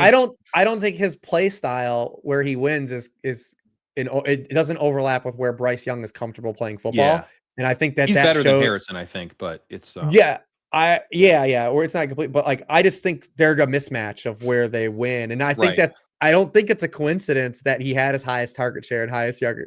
He got targeted on 32% of his routes against zone coverage last week. Like Bryce Young was at 20% with him. He's not comfortable making those throws. Randy Dalton, like he's been there, he's gonna let some of that stuff rip.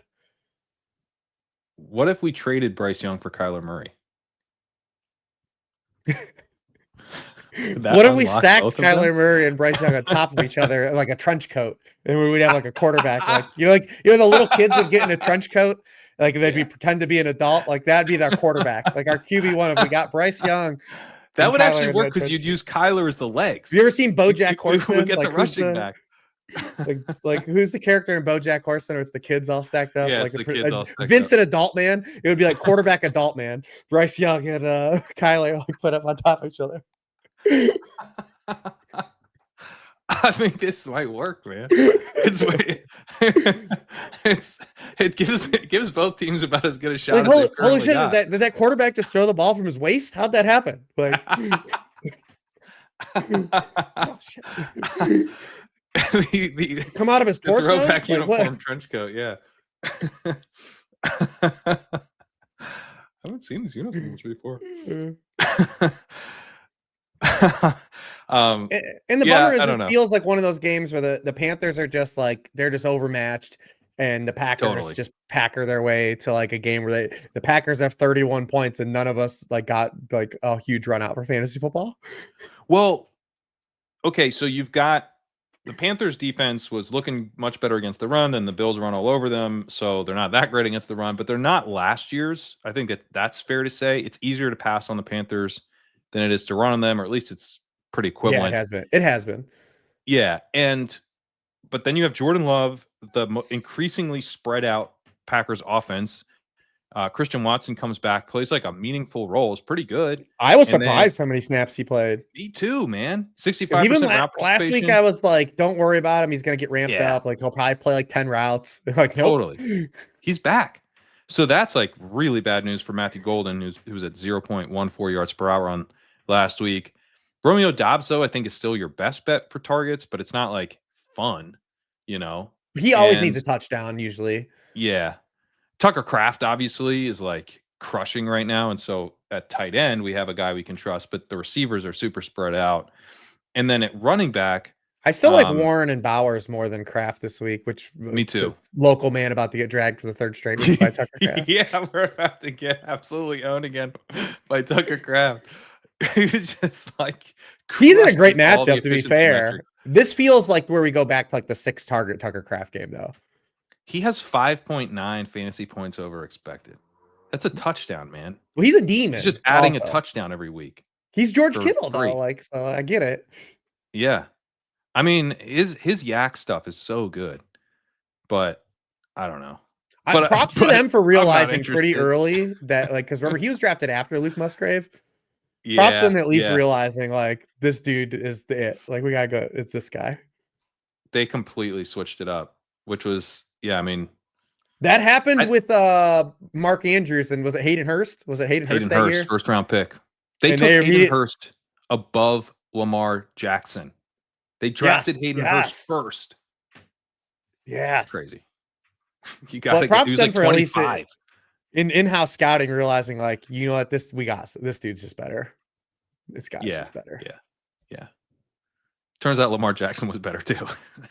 It's still crazy to Yes, me. also How do you better. take a 25-year-old tight end over Lamar Jackson? I mean, I know they did draft him and no one else did, but still nuts to me. Yeah, I remember that going down and being like, because I think I was at I was writing for Rotoviz then, and like, you know, those are like the things like we looked at Rotoviz, like they're taking Yeah, this 26-year-old tight end, like that was like a pitcher and like a college pitcher, and like yeah, he had like one career, like I think he had one college touchdown or like something that's crazy. crazy.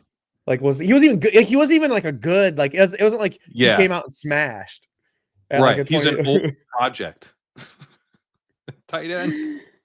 Yeah, but Yeah, Tucker Craft's really good. You play him. I think it's a he's good good. spot for him. I He's really just good. I mean, I'm not gonna prefer. play him, but he's Yeah, good. Yeah, I really like Tyler Warren a lot this week, and we haven't me gotten too. to Bowers. I like him, and there's a couple other tight ends that I think I like Laporta a lot. By the way, we did trickle back, so like, yeah. I like Laporta too. 4,300 on DraftKings. I'm not sure he's like a priority for me, but he's definitely a strong play. Yeah. Tucker Craft 5,700. God, I probably as much as I'm joking, I probably won't play him, which is scary because this is a good I don't matchup. think I am though either, but like just because I think the way this game plays out, I'm trying to nail it. That like this is like this is a Packers control the game. He has the Mm-hmm. 6 to 7 target game, and he has to make those go nuts. And he has the last couple weeks gotten a lot more targets, but that's in game environments where they were kind of pushed a little bit to have to keep going. Yeah. On the ground, Josh Jacobs really struggled last week, and Emmanuel Wilson kind of gave them a spark. He had Well, 42% of he's carries. definitely playing hurt with this injury. I don't think I want to touch him here, even though you could make a case this is like a really good matchup for him. He's got lots of touchdown equity here, but Huge I home think I'm favorite. huge home favorite. But the And so second that he game could end up was in making me look silly, control, but yeah, the second that game was in control last week, though, they got Emmanuel Wilson in. Like yeah. he's still definitely playing through something that I think that they want, and they want him to be healthy. Well, there's also like Wilson just looked better. They were like the run game's not clicking, and then Wilson would come in and he honestly like gave them a spark last week. Like yeah. I mean, to your point, Jacobs is not healthy, but he's had decent target shares this year, but kind of like in spiky ways. He was at 36% against the Browns, 19% against the Bengals, but just 4%, 9% over the last 2 weeks. 57% of the carries against the Cardinals, 50% last week. So yeah, I mean, as far as like Jacobs is kind of Kerrane, he's got more juice, but it's like you want a lot of touches. You want him to accumulate chunk gains, and Mm-hmm. if you're gonna give up like 35% of the carries again, I don't know. I don't think I'm gonna play him this week. Yeah, touchdown stuff. It's all touchdown equity, like you said. That's a great, I think, a Jason analogy to kind of like how Kerrane would get there. And they just like if they've been kind of nursing his touches or monitoring his touches like they have been the past 2 weeks, maybe he's just a full go and he's back, and they don't have to do that. But it feels like a spot where they're able to get the other guys worked in at some point. For sure. All right, Chargers at Titans. Uh, you know, I tried my best here, Rich. I included a Nate Tice tweet pointing out so the tweet he points out that the Colts drop into an exotic cover 2 look where you get this like crisscrossing. They're like starting near the line of scrimmage and then they're like run back, crisscrossing the cover the deep parts of the field, linebacker and safety. And Cam Ward reads it right away, gets the ball out, misses the throw, unfortunately, but it was almost really cool. Um, and his success rate is better. It's still second worst in the league, but it's there's a big gap now between him and Dylan Gabriel, who's the worst. He is still the worst quarterback in EPA per game, other than JJ McCarthy, who doesn't have a big sample, but he's only a little bit better than McCarthy even. So it's not all great, but to stay optimistic, Chimray DK looks kind of good. 91% route participation last week, 2.38 yards per route run. You could argue that, a big part of the problem here for Ward is just that he doesn't have any weapons. Ridley is going to be out again, unfortunately. Maybe when Ridley's back and they have DK, you actually like have the potential for this offense to be a little bit more consistent. Eric Iomanner is drawing double coverage at like a really high rate right now, 42 and 40% over the last 2 weeks, and that's going to help out other guys in the offense, but he's not able to really do anything. His yards per I route like run to has call been him really Tennessee awful. Keon Coleman is how I refer to him. Well, I think it's more like Alec Piercy or something. Like at least he's getting, Coleman. I'm not even sure does that. No. What is it you do here? What is it you do here? Yeah. So, but yeah, I mean, this is a tough. Like in all honesty, I think Ward's gonna be really inefficient here again. Yeah. You could maybe have some optimism for DK. I was kind of optimistic if Okonkwo was going to be out, that like Gunnar Helm could consolidate tight end volume, but it looks like Okonkwo is going to play. The backfield is split. And then the other thing that's kind of concerning is that last week against the Colts, now this was not a close game, but they had a -6% pass rate of expected and -14% on first down, and that is not the way that Callahan was playing things. They were just like, most of the time, not every single game, but most of the time they were still chucking it. They did it the And first game with McCoy, and then they did it the first game, that a 76% pass rate, but they were down to 66% last week. I don't want him I don't want any self-consciousness, You got to let it all hang out if you're the Titans, because that's like the only thing. Volume's like the only thing here. Like we can't count on efficiency right now. So if you're telling me that like volume's gonna be at all limited on top of everything else, and this matchup's not like really hard, but it's not great. Derwin James is going to play here, so yeah, I don't see much on the Titan side. Anything you'd add there? no. Yeah, I'm not gonna talk myself into the quarterback that's last in completion rate, last in touchdown rate against a defense that's second in passing points allowed per attempt. I'm just gonna not play any of those guys. Not really chase things. If you're in a deeper league and you gotta play DK and you gotta take that flyer, I get it. I do get it. But this isn't like, I was more open to the idea that like those guys like a DK could get stuff against the Colts. Like we talked about the Colts to open the show. This Chargers defense, I think, is one that will, like, when they get to front run, or like they look better front running. So I don't really see a lot here on the Titan side as well. And if they're not going to push too, that's probably the more interesting dynamic for the Chargers side, because you would love all the Chargers in the spot while they're throwing. We're down to no cornerbacks. The Titans traded Jarvis Brownlee 3 weeks ago. They put L'Jarius Sneed on IR, and they traded Roger McCreary to open this week.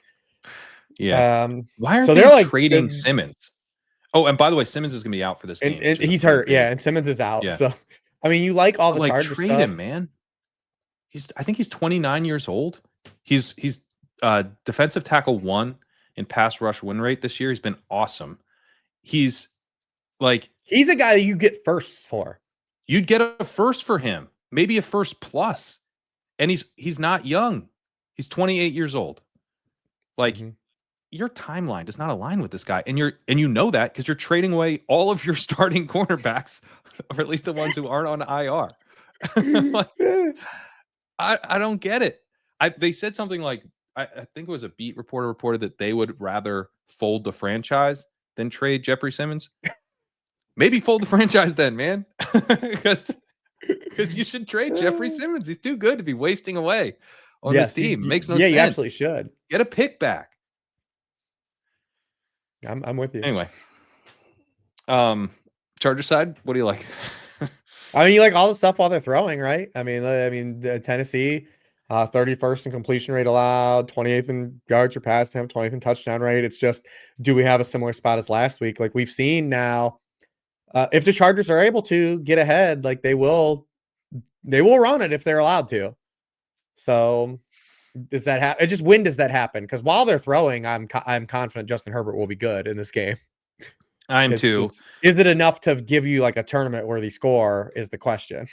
because in I what think they're, it's more season long stuff. I agree. Because what are they? McConkey, I'm kind of interested in, like, but it's man, it's like it's he feels like a guy who could ruin a DFS lineup. Where you're like, well, I'm getting 11 points from Lad McConkey, and he's not super expensive, but he's too expensive for that. Because they have two kind of one-sided wins, and Herbert has 27 pass attempts in the Raiders game, and then he had 25 on Thursday night. So that's your worry. I mean, that's your worry. While they're throwing, I think it'll be fine. The efficiency will be there, but and that makes it tough for all the other guys to chase a pass catcher, even with all these cornerbacks being out. Is just where do the target count fall if they only have 25 to 27 passes? Does Right. anyone have enough to get there? And then you're just like, well, Kamani Vidal looks good, so what are you going to do? That's kind of what and Davis was kind of flag planting him on our DFS show, and I like the call. And I'm interested in what happens to him now with what's happened now at the running back slate, because I think he also was going to be pretty chalky. But does he, as a mid-range guy, get kind of his ownership get chipped away at? Yeah, and he's someone where you're getting the workload. He only had 53% of carries last week, but he had a 74% snap share, which you do like to see that. And I mean, the Chargers are expected to roll here. The other thing is that, okay, maybe the Chargers don't crush here, but are they gonna lose? Are we talking about Vidal getting scripted out? No, we just aren't. He feels so safe to be in at least a solid setup. He's a bit of a touchdown dependent type of play, so he's not like a high floor play in that sense. But the game environment is so high floor for the archetype, if that makes sense. Yeah. And the And then matchup's on the great. passing side, oh, go ahead. Go ahead. No, I'd say that Titans have literally allowed 6 straight spike weeks to running backs. They're all not good. Yeah, they faced Jonathan Taylor twice, but the Arizona backfield, the Houston backfield, and Ramondre Stevenson in that sample too. When you let up a spike week and a running back flip the ball out of the end zone in that spike week, you might not be good at defending the run. On the passing side, thoughts on Gadsden, who's been absolutely cooking the last 2 weeks, but kind of makes things more crowded with Johnston still playing a full-time role, Keenan still drawing targets. Although Keenan's route participation was down last week, which was somewhat blowout related, I think, but also maybe not fully. I'm not sure exactly how to read that. And then McConkey's been coming on too, so it's kind of spread out. But thoughts on Gadsden? Also, Trey Harris is playing more because he's been awesome in the run game. He's playing on he's playing in 1 to 2 wide receiver sets now.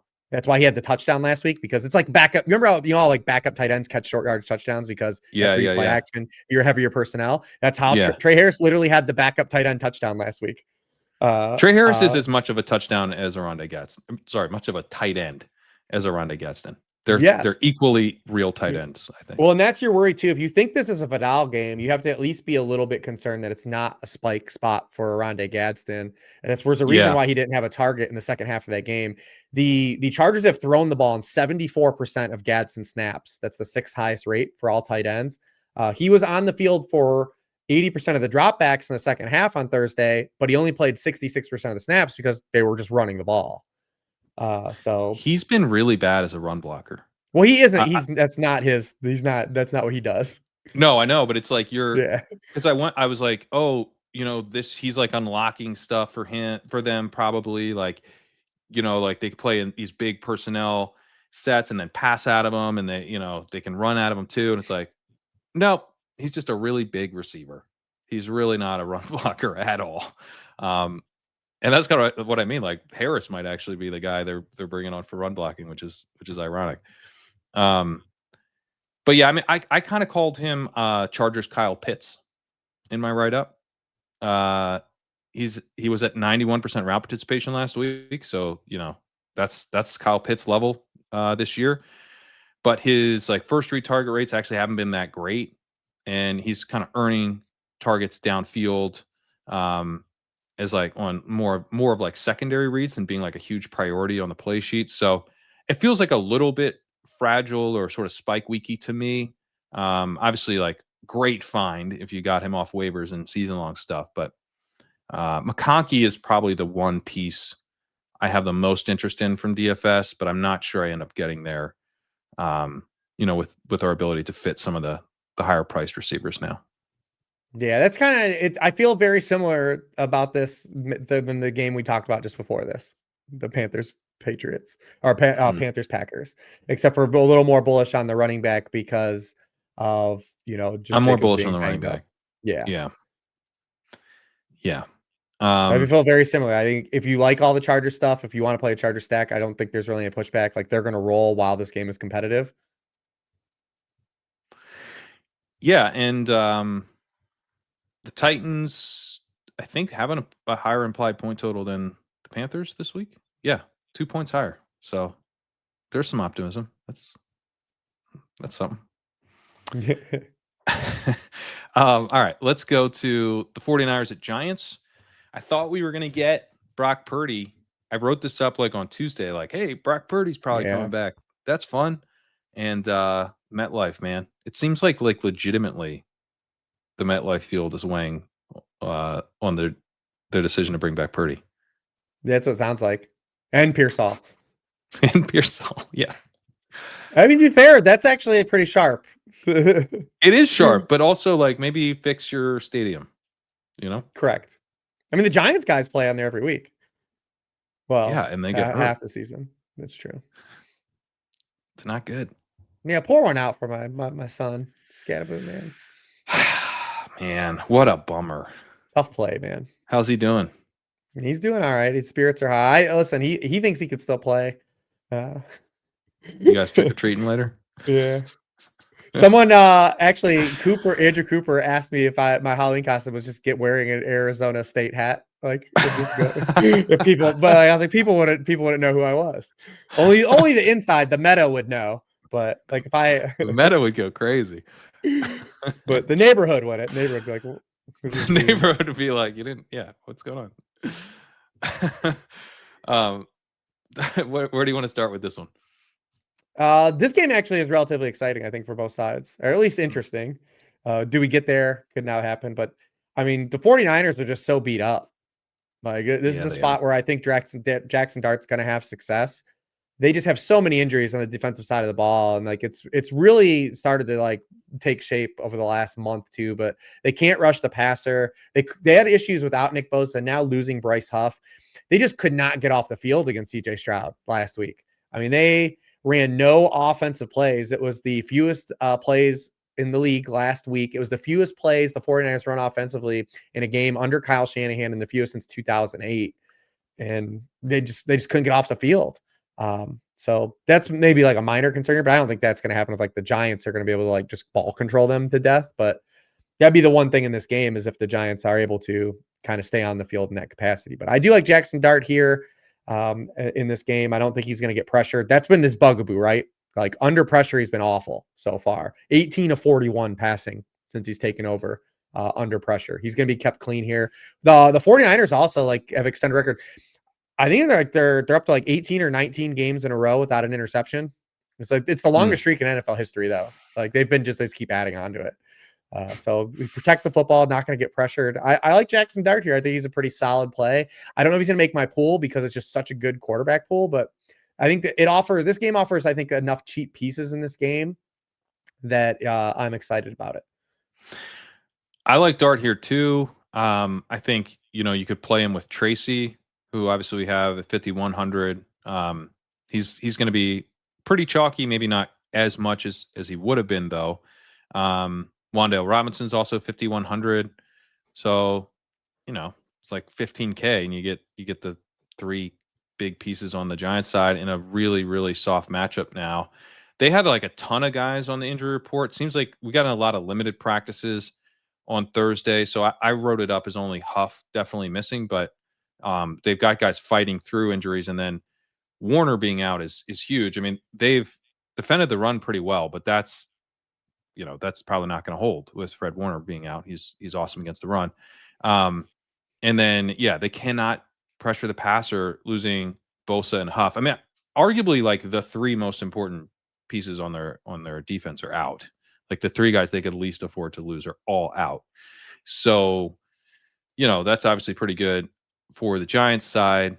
Dart, I'd also note, like, he has struggled under pressure, but he hasn't gotten rattled in games where he's been pressured, where Right. like his success rate against the Broncos was 44th percentile, only 33rd percentile last week, but he was 87th percentile in EPA per play, 67th percentile um, against the Eagles last week. He was 89th percentile a few weeks back against the Eagles. So he's been like, people get mad when I talk about Cam Ward because it's like, oh, it's a small sample, like, it's too soon to say, but I think we can start to say things this, half a season in. Like we don't get that big of samples here. It's It football. reminds me of last year Drake May. Like Yeah, pretty adjacent. Like there's some mistakes. There's not perfectly clean, but there's a clear evidence that like this dude has something. this guy can play. I'm willing to, I'm in. Dart can play, man. We got to teach this dude to slide though. Like we We got really, I mean, Drake May's actually learning a little bit, but like you need to. him to get better. But Dart, we need him to get like a lot Yeah. better and soon. I mean, him and Um, Scadaboo literally we're like a WWF tag team. dude, that's so true. That like, that like pit bull head rub thing they had like, going, it's like crazy. Hunter, like they're the Legion of Doom, man. Like manifested as like a team, like a Yeah, teammate. God damn it. I'm so pissed we lost Scatterbo. He was so Yeah, fun. like the Steiner brothers. The Steiner brothers. Like, yeah, they're beating the shit out of each other in the backyard. Like, you gotta slide, Jackson. Like, we gotta, like, you got, like, Gronk needs to come out of retirement and join this team once Scatterbo is healthy. Wouldn't he be perfect? absolutely, 100%, man. Kittle, can they trade for Kittle too? Just get the all WWE team. But yeah, there's some Anyway, signal for Dart's Wandell. good. 49ers been really bad against slot receivers. I think we've hit that like basically every week on this show. Yeah. But 45% of all the wide receiver catches they've allowed have come from the slot. That's the third highest rate in the league. 30th in touchdown rate, 29th in yards per target. They've also started to be worse against outside receivers now because they can't rush the passer. They actually now have allowed the most wide receiver receptions on throws 10 or more yards downfield in the NFL. Mm. So maybe that's some stuff for Slayton, who's been close his last two games, but had the touchdown called back last week, and then the flea flicker to the last time he played against the Saints where Dart just underthrew it. I would note that it could also be good for Robinson, who's had Yeah. route participation since week 4 of 100, 96, 97, 95, 97%. He had an ADOT 2 weeks ago of 12.1 against the Broncos, 14 last week. He is like primarily more of an underneath slot receiver, but he's also, since Neighbors got hurt, just kind of been like the all around number one wide receiver. He's playing in the slot on 74% of his snaps, which is 95th percentile, but he's running all the routes. So he's outside sometimes too. And we saw with Russell Wilson, who's getting used a bit downfield. His ADOT is 10. Like it's not super shallow. Yeah. So he could benefit from some of that as well. And kind of the safest guy here. But I think Robinson's ceiling is probably like a little bit underrated right now, given just how many routes he's running and this being a really good matchup. Yeah. Yeah, I like him a lot as the main piece. I think people want to play Theo Johnson, but he's a guy I'm not particularly Yeah. excited about. Just he needs the touchdowns. 35% of his fantasy points are touchdowns, the second highest rate amongst tight ends. There's usage is relatively fine, but it's He's like I running don't 97% route participation each of the last 2 weeks. So yeah, the that's nice. usage is solid. Yeah. I mean, he has since Dart took over, he has 31% of the red zone targets, and then outside the red zone, 17%. So it's like he's like AJ Barner in a sense like that, except for what he plays all Yeah. the time. He just plays all the downs, but That's he's a kind guy of a too. good Like if comp. the field is playing him, like I'm not like excited, but like I don't want to play like No, Theo Johnson if he's popular. me neither. On the 49ers side, I noted that Mac Jones is kind of a positive regression Did you have candidate. anything on Tracy? I feel very much like with the Oh, conversation we had about Jalen Warren that I do about Tracy. Davis compared him to Rashad White when he first opened up after the Bucky injury, and I think that nails it. We also talked about how like you see Darius Slayton on the field. I'm not sorry, Darius Slayton, Devin Singletary on the field, and you're like, oh no, like I'm screwed, and then you're like, it didn't matter. Tracy had all the snaps. Like he literally can't play 100% of the snaps. Um, but that's kind of the way you feel. The reason that you feel that way is that like that is the play. Tracy just needs to be the backfield. I was encouraged though. He had 63% of the snaps last week, with Scadaboo still seeing 21% before being hurt. So that shows you that Tracy, he could be at like 75% of the snaps easily here. Got a 3-down skill set. I think he's like a pretty good play. And as things, it's not that any of these guys are going to get lost, but as we get more options in kind of like the high fours to the low sixes on DraftKings salary, people aren't just going to be jamming him the way they might have. So I think he's a good play. Yeah, that's how I feel. Just kind of like I said, just solid. On the 49ers side, yeah, I was gonna say that Jones is kind of a positive regression candidate. Pretty good success rate. He's quarterback 8 in success rate. He hasn't been very efficient, but like he's gotten some really tough matchups. Yeah. It's fortunate for him that he gets to play after he went against the Texans. That's a really tough assignment. This is a much easier matchup, and one where they are going to run a lot, so they don't even need to like lean on Mac Jones here. Christian McCaffrey set up super well against this horrible Giants run defense, and then also one where Mac Jones should be a lot more efficient than he's been recently. So Yep. it's a great McCaffrey spot. But do you have any thoughts? They're still out their center, Brindle. Yeah. Does that concern you at all here? Yeah, mildly, especially when Dexter Lawrence is in the middle of the field. But I do think that they'll be able to run the football in this matchup, and they're going to be able to play complementary football. And when Shanahan's offenses are able to play complementary football, like everything just kind of works better. So, Totally. yeah, I mean, Rams, Buccaneers, Falcons, Texans are Mac Jones's last 4 starts. All respected defenses, and he's been terrible under pressure, but kept clean. He's 12th in yards per pass attempt, and he's 11th in rate of throws to go for a first down or touchdown. Giants are not getting pressure to the degree we thought they could have in the offseason, and then without pressure, they're 20th in touchdown rate. They're not going to have Paulson and Debo here. Yeah, I think it's just going to be a game of the 49ers look a lot better offensively than they did last week because just was a bad spot for them to play against the Texans. I think they'll just be a lot better. And McCaffrey facing a team that's allowing the over 6 yards per carry to running backs now. That's more than a Cam Ward pass attempt. So you can run for a Cam Ward pass attempt against the Giants. And they are the best part is they're 31st in yards allowed before contact on running back runs, and they're dead last in yards allowed after contact on running back runs. And they allow the most fantasy points per touch to running backs. So, yep, Chris McCaffrey looks like a game where they're going to get him involved pretty well. Pretty good play. Yeah. I do like Juwan Jennings here a lot too. Interesting. He was going to be kind of the value option on the DFS slate. Maybe that changes now. I mean, he's still going to be a good points per dollar play. 4,300. Yeah. Yeah. I don't know how much he's needed, with the running back value. Yeah, I think it just all goes by whether you're trying to jam in high price receivers versus high price running backs and where you're taking the cheapies at. Giants, I think, also are going to be out another cornerback. Yeah, Debo's out, right? Debo, but Cordell Flott with a concussion. So they're down 2. But so last week with their injuries, they still played a ton of man. They were still second in the NFL in man coverage last week with all the injuries. Wild. And Juwan Jennings, they're second for the season, so they just kept rolling. They just do the Steelers thing. Like, this is what we do. But that seems like a bad idea against Kyle Shanahan. And Juwan Jennings, 35% target rate against man coverage, 16.5% against zone. Like, massive difference. So, and it looks like he's taken back over healthier. Shanahan talked about like the injury stuff with him was kind of holding him back. And the last 2 weeks, first read targets, 47% and 34% first read target rates the last 2 weeks.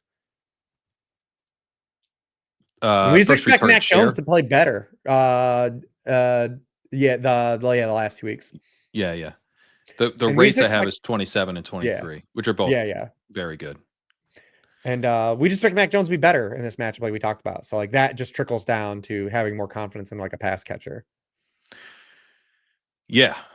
No, I'm kind of so Jennings is one of those guys who I was like, oh, he's going to be kind of this like chalky piece that makes things work for people. I'll probably play some, but like now, maybe he just doesn't even get played that much, and it's like that like chalk piece that like we move on from and isn't chalk, but then is actually like the guy we all should have played. I could see that being Jennings. So yeah, this is I'm And kind of people are getting going to do into Parker Washington now at Juwan 3.8. Jennings here. Yeah, but I mean, Juwan Jennings is like a Oh guy no, we but people are believe in. going to play Parker Washington is what I'm saying. They are. No, you're right. You're right. I just want to. I just don't want to He's go only back. 500 more, and I get every dollar matters for the lineup you want to Yeah. build. So, but I mean, I think I Parker if Washington's like a way better play than De'Ami Brown or whatever, but like I don't want to. correct. I just But don't want to do it. if I had my druthers, I could play one guy where salary wasn't restrictive. I think 100 out of 100 times I would choose Juwan Jennings over Me too. Parker Washington. Yeah. The efficiency hasn't been there yet for Jennings. 1.19, 1.50 yards per outrun, but you're starting to see like the You're roll seeing tick back glimpses. up. Yeah. And that's like sometimes you see that. Not always, but sometimes you see like, hey, this guy's getting targets. The first three targets are coming back. The route participation is up, and he hasn't quite delivered on it yet. But this is like a really nice spot for him to have a little mini breakout, Yeah, I don't a think this game is reemergence. I don't think this game is one like you stack for it to like go off and like you overstack it for like an onslaught. But I do think this game is gonna have. I think we're gonna have value pieces come from this game. I like it. What about Kittle? I think he's good, a good play, but we haven't really seen like the targets for him. And then the Giants, they face a lot of receptions to tight ends, but like they're kind of good at like efficiency wise against them. So that's usually where you want Kittle is like the do the Tucker Craft thing, like we always talk about. So could he have like a 2 touchdown game? I think so. But like, are we going to have like an 8 catch game for him? I don't know if this is it either. I don't know either, but like it's always hard to predict with Kittle. It is. You know, it's He's one of like those guys who's good enough to win. yeah, and the way like the thing with Kittle is always just like I know, man, it sucks that he scored 0 points last week in a really important matchup, but put him back in your lineup. And I think like we talk about Juwan Jennings versus Parker Washington, save $500, but maybe don't save it, pay up. Well, for 500 more bucks, you can get George Kittle. Maybe we play two tight ends and George Kittle's one of the guys in our flex. Well, I think Bowers being 5K makes it viable. It's just the how many of these cheap guys do we want to jam in? But I think Right. it's viable with Bowers being 5K versus like the 5K receivers. Yeah. Yeah. Bowers being 5K is dumb. Kind of mad about it. You're mad about it? Well, I mean, I am happy and mad about it. Like I'm happy to play him. Like he's like but like if he was, there would have been like maybe You a don't have decision. enough Bowers in best ball. Where I can't be mad about it. I'm like, oh yeah, But finally no, because like I wish they would something have priced good. him at up. I wish his price point was at least a point where like there had to be a decision coming off injury. I feel like at No, I 5K don't want against to the Jags. decide. I just want to jam. Yeah, you just want to jam him. I get it. Yeah, he's like a on draft on FanDuel it's different. On DraftKings, I find it hard not to play Brock Bowers at 5K against the Jaguars. Yeah, it's pretty fun. It's pretty fun. Yeah. Neil was talking about Neil Orfield was saying he's going to be stacking up Geno. I have heard that in some spots too. Daigle also was going that route. I am not going to be going that route, but I might do dude, it. this quarterback slate is so loaded that I don't Yeah, even like yeah. there are quarterbacks I want to play. Like we just talked about Jackson Dart. I think he's going to get squeezed, and I actually like him a good amount. Because I think I'm going to I be do too. down to 5, and like so I can't get the Geno if I'm squeezing Jackson Dart. Dart Tracy Wandale just feels like that. I mean, that's just like a very underpriced little trio there. I mean, you could play Dart at 5,200 by himself and like feel For okay if you're sure. getting other guys. Like For sure. Yeah. I'm Dart's moving up my list a little bit.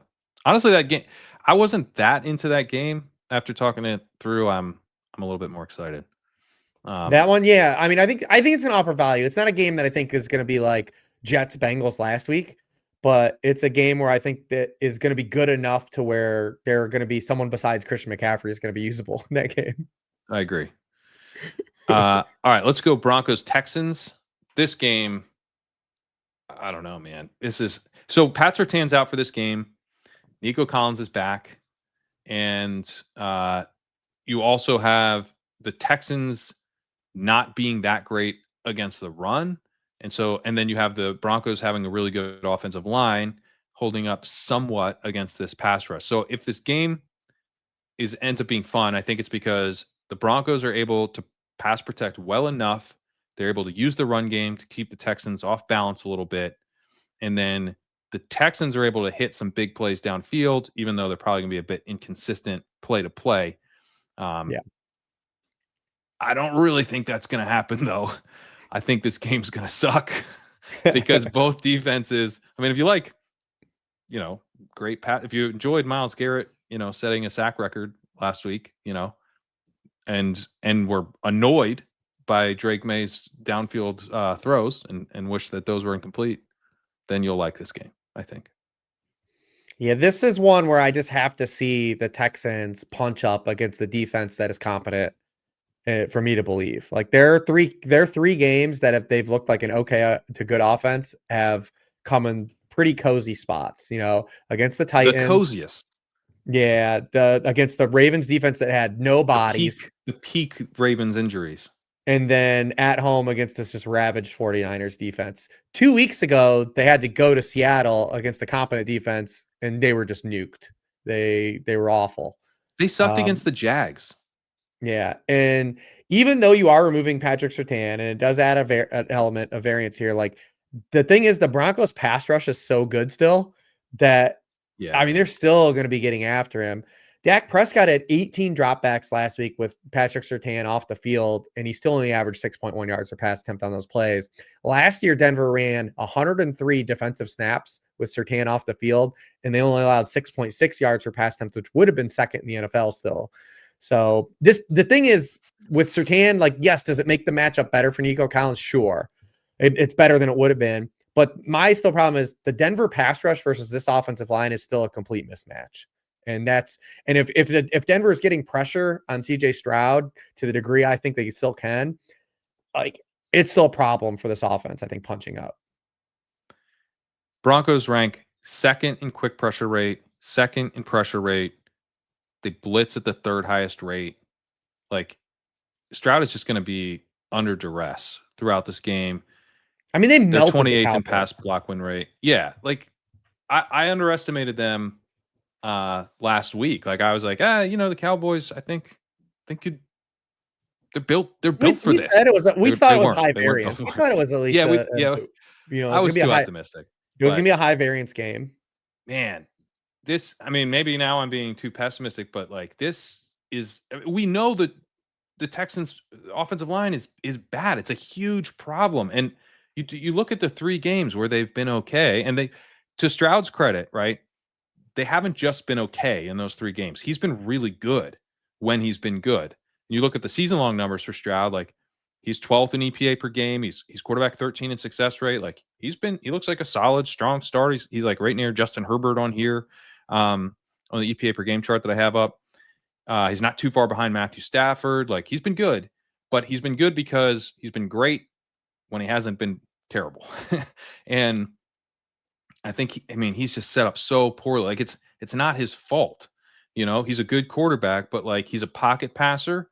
You have to protect these guys, and they're not going to be able to do that here. And I think the other thing that makes this so much harder for him than even Bo Nix, who gets a similar, pass rush in terms of the quality of the pass rush on the other side. One, Bo Nix actually has a really good offensive line and not a terrible one like Stroud. But the Texans aren't that great against the run, and the Broncos are really good against the run. And that's, it just makes it, the Broncos are 3rd in rushing DVOA. They're 9th in rushing success rate. Like I'm not confident at all that the Texans are going to be able to run the ball here. They're still splitting things up between Woody Marks and Nick Chubb. Chubb had 47% of the carries last week to Marks at 31%. Marks led the way the week before. My guess is that it's a Marks game because they're going to be a negative game script. It's going to look a lot more like Seattle. But, if you're like, hey, they're going to be able to to flip the script and they're actually going to be like, you know, keeping this Broncos defense on its heels with the run game. Like, I just how Chubb just doesn't have it anymore. You know, like I just don't. I really struggle to see the path unless like Stroud just goes nuts. Like he just is lighting them up downfield. The Surtain injury is a bigger deal than we thought. But I don't know. I mean, it's just very, very thin for the Texans here with the offensive line versus this pass rush. I think this pass rush is super for real, and this Texans offensive line is super not for real. Yep, I'm in lockstep there. I mean, you can play like I said, you're hoping like your managed leagues, like Nico gets the opening here, to have like a Yeah, higher run out. But I'm not going to just bet on that for DFS. I don't think it's strong enough for me to use that kind of salary allocation. Plus, he hasn't really smashed anyways. It's not right. like it'd be different if like Patrick Santos going to be out and like you had like last front half of last year's Nico Collins, but like he's barely getting there this year. Or like Like it's Jamar Chase or something, where it's like, hey, they're just going to correct. pepper him with targets, and it's like not really the He has way one Collins wide receiver plays. one. He has one wide receiver scoring week this season so far. He has an 11.4 ADOT. You know, he's drawing a ton of double coverage. Like Nico Collins is very good. He's Yes, yes, 96% yes. in double coverage, 96 percentile in double coverage rate. Um, he's got a 1.94 yards per out run in an offense that has mostly struggled really badly this year. So he's good. He's doing important things for the offense, but he's just like it's harder for him to overcome this type of matchup because he's actually a downfield outside threat. Yeah, 100%. And then on the other side, like Bo Nix to me, like I've always just been Bo Nix matchup dependent guy.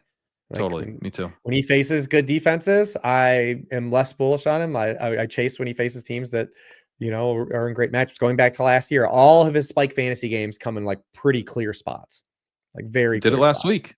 Yeah, It was very it clear. was a Bo next week. We all begrudgingly got on board, and he delivered. Yeah, we have But man, this is 39-point game total, two great maybe the two best defenses in the league. It's just tough. It's tough to really kind of glom on to anything here. yeah. And then like on the Texan side, you also have like Kirk's going to be back, which kind of Yep. nukes the Knoll breakout, which was actually fun. Schultz has been banged up, so you can't even do that. It's kind of like a dump off target guy. The Broncos backfield split up, so like them pivoting to the run isn't super fun. It's just kind of like you're hoping for a touchdown with Dobbins. I did I did note that Evan Ingram could be the Joker this week because He could Marvin be the Mims is out. Joker because Marvin Mims is out. Yeah, underneath targets, man. He's his highest 8 out of the year is 6.8. He was at 4.5 last week. They got to get the ball out quick. But this is a really good tight end week for DFS. I don't think I ended up Yeah. playing him. He's like I had him as a high end tight end too in season long stuff. Like if you have Evan Ingram, this is probably like if you don't have him, you shouldn't have him. If you're not going to start him, you shouldn't have him. You know what I mean? Yeah, if you don't have, you should have him. If you don't have him, you shouldn't have him. Well, that's clear. But if you're not going to start him here, you also shouldn't have him. Dude, the Texans were playing somebody named Jared Wayne last week at wide receiver. Oh no, really? Yeah, like that's the thing. I Noel missed got that. there. Noel got there and still only ran a route on 45% of the dropbacks. So frustrating. They So kill me, frustrating. dude. They like Nick Caley is absolutely just tearing my insides apart this year. Like It's he really was rough. supposed to be like he came from the tree, man. He The came tree of from both life. trees. Yes. He's like the Patriots guy who went over to the Rams side and like learned everything. It's like the And Obi-Wan meme, man. Like you were supposed to be the chosen one. Like you were supposed to be the chosen one. Well, why are you doing this? Why are you doing this to us? Why are you like he hurts my soul. yeah, man. The Texans actually are breaking me this year. Like they actually make me sad. The Knoll thing makes me legitimately sad. Like I wrote up Knoll They got Tank not Dell knowing if again. that's what I said. I have him I'm like, dude, he's Tank Dell. He's doing the Tank Dell deep threat slot stuff. It's awesome. They got Tank Dell again. They won't even play And him. they won't play him. Do you think they're sad because they lost Dell and they don't want to risk losing Knoll? They like him too much, so they So they can't play play him. Braxton Berrios and Jared Wayne. Just to Jared make Wayne is sure the he most stays healthy. NPC. Like no wide receiver has Jared ever been Wayne is named so Jared NPC. Wayne. Apologies to Jared Wade and the family if you somehow click on this, but like, what are we doing? Like, what is happening? Jalen Noel, man, get him out there. I wrote him up and I was just like, I did Good this like player. whole rant about like, play this guy, Kirk's still out. And then Kirk wasn't out. And I just like left the rant mostly and I tweaked it slightly. But I'm like, I just want to rant about this for a Because they're second. gonna play Kirk again. They're gonna play Kirk for sure. It's so annoying. They Dude. are. And they're still gonna play Hutchinson. Like, we know that's happening.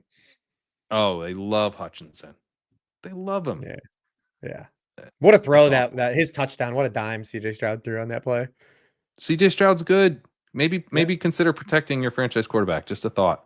Insulate him. Insulate him. Please. Maybe don't trade away your lineman. Why are you Listen, this taking game is not going to be on Red Zone if you're a Red Zone watcher.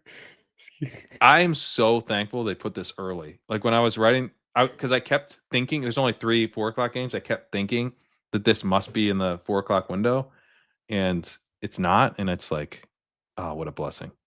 What a blessing to be able to ignore this game. Anything on the Broncos? We didn't touch that much on the Broncos side. That Troy Franklin just had a big game last week. Yeah, I want Pat to chase it. Bryant might get more run with Mims out. Anything over there? No, it's just I'm not gonna chase it because I think it's a Knicks come down spot. So not being in on Knicks Yeah, just kind of yeah. pulls everything down. I'm not gonna chase the Franklin shout last week. But Yeah, me neither. he has some interesting usage now. Season He's long now stuff. I talked about him last week. I mean, he's now third in red zone target share among wide receivers, which is Wow. a wild sentence to say. He has 12 red zone targets, tied for second at the position. It is crazy, man. It's that connection, man. The They shower clearly never have ends like again. they have that design stuff for him near the end zone, and that paid off last week. But I just don't know how much they're gonna be down there this week. Yeah. Yeah, I mean, his season long numbers now look like he has a higher targets per out run this year than Sutton. Yep, If something to keep in mind for when we like Bo Nix again, which we will. It'll we be good will. matchups again. All right, let's Yeah. go to the late window. Talk finally Jaguars at Raiders. Should we do the Chiefs Bills first to make sure we don't end on the good game, or do you want to? No, because we could just do unless you just want to. Because I mean, Rams Saints should be relatively I'm kidding, clear. just because we always Oh don't yeah, end in we the always correct do. game. Yeah. Yeah. Yeah. Jaguars at Raiders. Talk to me about Brock Bowers.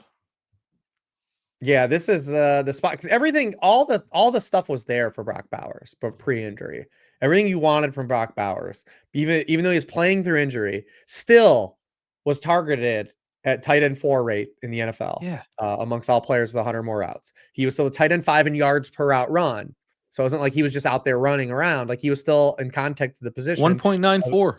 A very effective football player. Now he's coming out of the bye healthy. They finally, they got him the rest, comes out of the bye healthy, and he's going to be facing this Jaguars team that's 24th in yards per target out of the tight ends, 19th in touchdown out of the tight ends. And we don't even know for sure if they're going to play Jacoby Myers, like the full amount of snaps, like going into we don't know like what they're going to do at wide receiver out of the bye. So I think it's going to be Bowers. I think the plane is going to be built out of Bowers. It's just a wheels up our spot. So I think you should be pretty bullish on him. Yeah, I mean the one game we got from him, he had a 31% targets per out run, 3.96 yards per out run, and then 0.97 and 1.19 the following 2 weeks. So it did get rough there, but the last game he was at 2.30. He had a 30% targets per out run. They were kind of like feeding him screens and some like underneath stuff. He had a 2.58 out. Like it was sad to watch. The numbers kind of make it look better than it was, but like I still take that. I'll still take them like desperately trying to get him involved when he wasn't healthy. And you do have these season long numbers that are really good. He's still tight end 1 in first read target rate. Like he was the engine of the offense, and he played 3/4 of his game with a bone bruise that he then had to sit out for a month to recover from. So I'm pretty excited to get Brock Bowers back. I think the big concern is Geno Smith, who has been horrible. Like in so many games this year, he's been absolutely horrendous. Like he actually has that Justin Fields level floor where it's just like, not this week. Like better luck next week kind He's of basically floor. Jake Browning, like that gets the start still. God. I mean, I don't have any push. He was 7th percentile in EPA per play against the Chargers, 6th against the Bears, 17th against the Colts, and 2nd against the Chiefs. Like when he bottoms out, it's so bad. And yeah, on the EPA per game chart, he's And it's like a not little even bit like a ahead of great Browning, match. but not much. Like that's why I'm surprised people are getting. I don't think it's like to me it doesn't stand out. Maybe there's other stuff that stands out to you that you can highlight. Like The I know pass they rush get, isn't great. It's not a great matchup. It's that Bowers is back is really what yeah, it is. Yeah, because it's not scary, and Bowers is back. they did give up the 5 touchdowns to Stafford, but like he only had 5.5 yards per pass attempt in that game. I know Puka was out, but like they're 6th in completion rate allowed to Jaguars. They're top half of the league in yards per pass attempt allowed. Like I don't really think like this is a spot where like Geno Smith's gonna like crush them though either.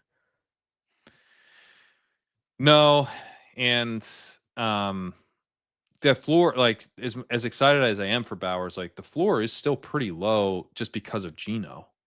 Uh, I don't really get. I'm surprised how bad Geno's been. Like it's just awful. He he has had a ceiling. He's 85th percentile against in EPA per play against the Patriots, 86th against the Commanders. He was 60th against the Titans. Kind of pulled up from the tailspin a little bit there. But yeah, it's got to be Bowers coming back and kind of reinvigorating the offense, which I do expect him to do, but we need him to do it because Yeah. Geno's been so bad. Yeah, Um, it's I'm not bullish on them like playing complimentary football either. Like, I mean, it's tough, tough. I don't think it's great for JT on paper either. And he's been, they just can't block for him either. Is the other problem. Like, I hope that they attack this matchup through the air. The Jags actually mhm, kind of profile as a pass funnel. they do. Opponents have 68% pass rate against them, 5% PROE, 4% shift to the pass. The Rams, who've actually been kind of a pass heavy team this year, but are typically pretty balanced. They had a 15% pass rate over expected against the Jaguars in London, passing 64% of the time in a game where they could have just been super run heavy, but they actually leaned on the pass. And so, yeah, I mean, it's not like the Jaguars' pass defense isn't horrible, but the pass rush isn't great. They're good against the run, and so path of least resistance tends to be through the air. We'll see if Chip Kelly decides to go that route or not, but it would make a lot of sense for them to lean on Geno here a little bit, which is driving, I think, some of the enthusiasm. But obviously, Bowers driving the vast majority of it. On the other side of the game, Travis Hunter suffered a knee injury and is on IR. So things should condense to Brian Thomas, although, there were like random ass trade rumors floating around with him. That seems to be not something that's going to happen, but it did maybe spur a conversation between Cohen and Thomas Yeah. at the very least. So there's like Yes. something weird is going around. I don't know exactly what's happening. You've had Thomas like dealing with this injury, but he's playing. But He's he's gonna been wear some kind of inefficient. harness. He's gonna wear a harness, I guess. Okay. It's all a little weird, and it's not as clean as like, oh man, Like you Thomas don't is feel as gonna like, great about it. Like if this was week 3 and yeah, Travis Hunter was out, you'd have been like, oh my God, we're gonna smash Brian Thomas. exactly. Like the offense could just kind of suck, even against It the kind of Raiders, it kind which of has is been. it kind of has sucked, yeah. Yeah. But And Cohen's already talked about too, like being out of the bye, like wanting to run more too. Like he's already been talking about like wanting to run the football more. with who? Yeah, Because I'm either hopefully. really in or really out, Yeah, depending on what the hopefully answer is. Bashal Tutin, but yeah. Facial Tootin would be run it as much as you want, brother. Out of the bye, yeah, but he's talked about wanting to run more, probably both, but Yeah. the Raiders actually Yeah. held up though, run defensive wise. Like they're kind of also like the Jaguars adjacent. Um, they're 11th in yards per carry to running backs, third in yards allowed before contact on running back runs. They Hmm. just face a lot of runs, which makes them have a lot more yardage because because they're not good. So it doesn't Right. matter. So teams are like, we don't care if we're running effectively. We're just trying to get out of here. We're trying to go home now. Right. I did note Trevor Lawrence's efficiency is like very similar right now to Caleb Williams from a success rate and EPA per game standpoint, and they're both kind of this like you got the inaccuracy issues Yeah, with both quarterbacks. Isn't Caleb New Lawrence? they're kind of the same. So, Caleb also flopped against the Raiders. So like I guess the thing here with Lawrence is that he's sort of entered that territory where he can fail against anyone, but he does also have ceiling in good matchups. Mhm. So there, And it's and probably the more like go ahead. I don't think I'm gonna play Brian. I don't know. Are you gonna be into Brian Thomas in DFS? It's so boom bust. Yeah, I don't know if he's gonna make it. I want to see if he makes. He's on my short list though for like tournament play, just to see how people handle the Yeah. injury. Because of the Lawrence, the last 3 times Lawrence played, he faced the Chiefs, Seahawks, and Rams. Like, and they just got all over him. Like he was pressured on 44% or 54%, 52%, 47% of his dropbacks. And like that's just not what the Raiders do. You remember the opening month? He was number one in like lowest pressure rate because they faced cupcakes the opening month. Like they faced the Bengals, they faced the Panthers, all teams that couldn't rush the passer. So the Raiders are in that space. So clean Trevor Lawrence, like Yeah. maybe you can kind of be talked to it. The Raiders have not been good against wide receivers this year either. Not like Thomas has actually been good, but before the London game, like Thomas was like okay-ish. Like he had 2 okay games, right? Like the Yep. Chiefs game, he looked Yep. pretty good, and the Seahawks game, he looked pretty good. So if we can get some targets kind of pushed down to him, I'm at least mildly interested. I just have to see if he makes the cut or not. But I did write him up to make like the tournament pool because I don't know if he gets stuck. I got to see I want to see where the projected ownership is. I'll tell you what, if people want to really play Parker Washington, I'll want to play him maybe a little bit. Yeah. You want to play Thomas a little bit, you mean? Yeah. Yeah. Yeah. No, I agree. I mean, the pass rush point is a really good one. Lawrence has been uh, below the 49th percentile in EPA per play 3 times this year. It was against the Texans, the Seahawks, and the Rams. Yeah. So they have held up decently well, but like they held up pretty well against the Chiefs. They can get to the passer a little bit. Like they're not. I don't think they have a bad offensive line. I think they have an offensive line that can get exposed when they go against elite pass rushes, and the Raiders definitely don't have that. They're 26th in quick pressure rate, 25th in pressure rate. So, and the Raiders also like have not covered well.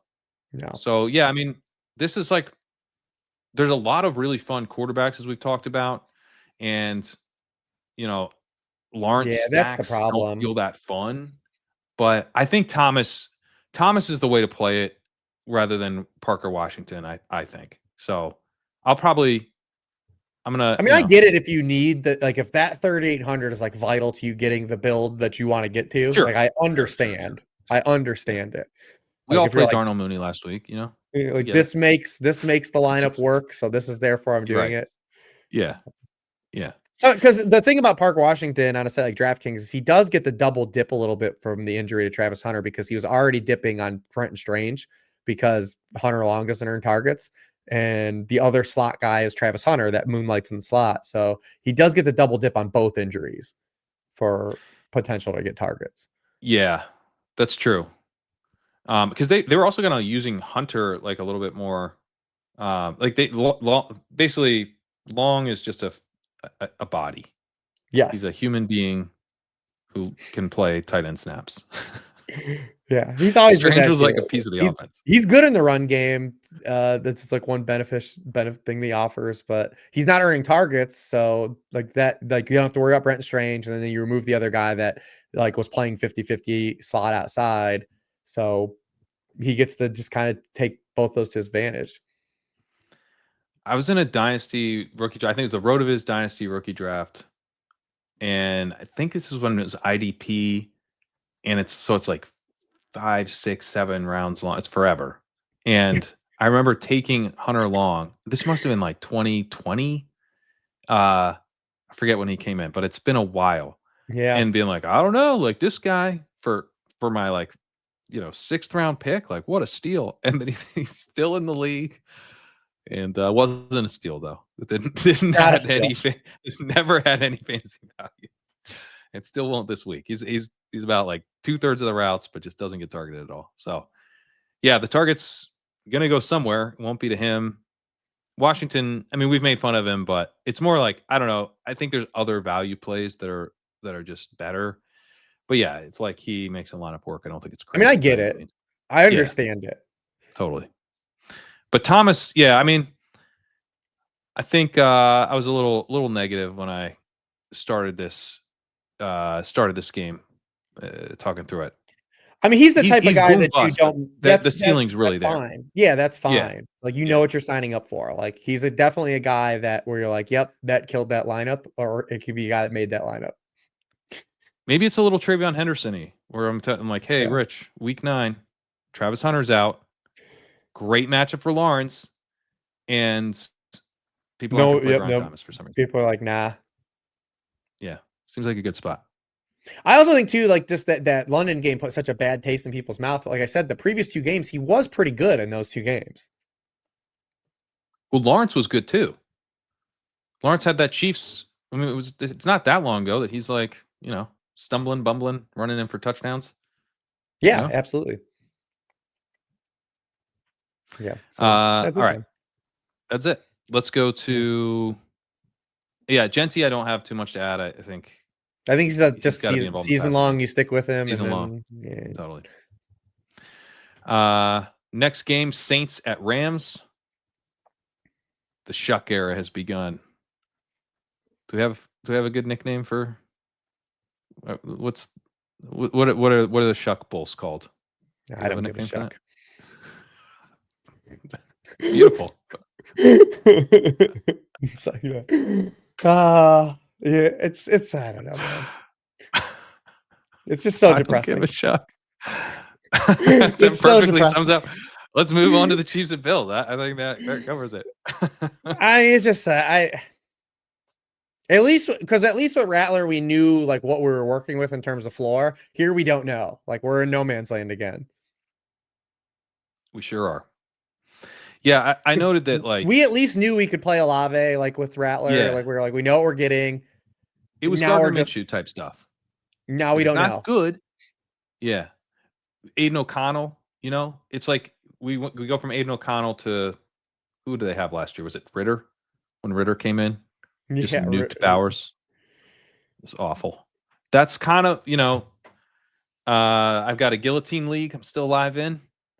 Olave's on the bench. Olave is not someone I'm trusted in. against a team that can rush the passer. Yeah. Like it's rough, man. I mean, he on Sunday he came in against the Bucks and was 1 of 7 under pressure. And in college, in his college profile, I went back and pulled it out. He was second to last in completion rate when pressured. Only Max Brosmer was worse, Mm. and that was as like a 32-year-old, college player.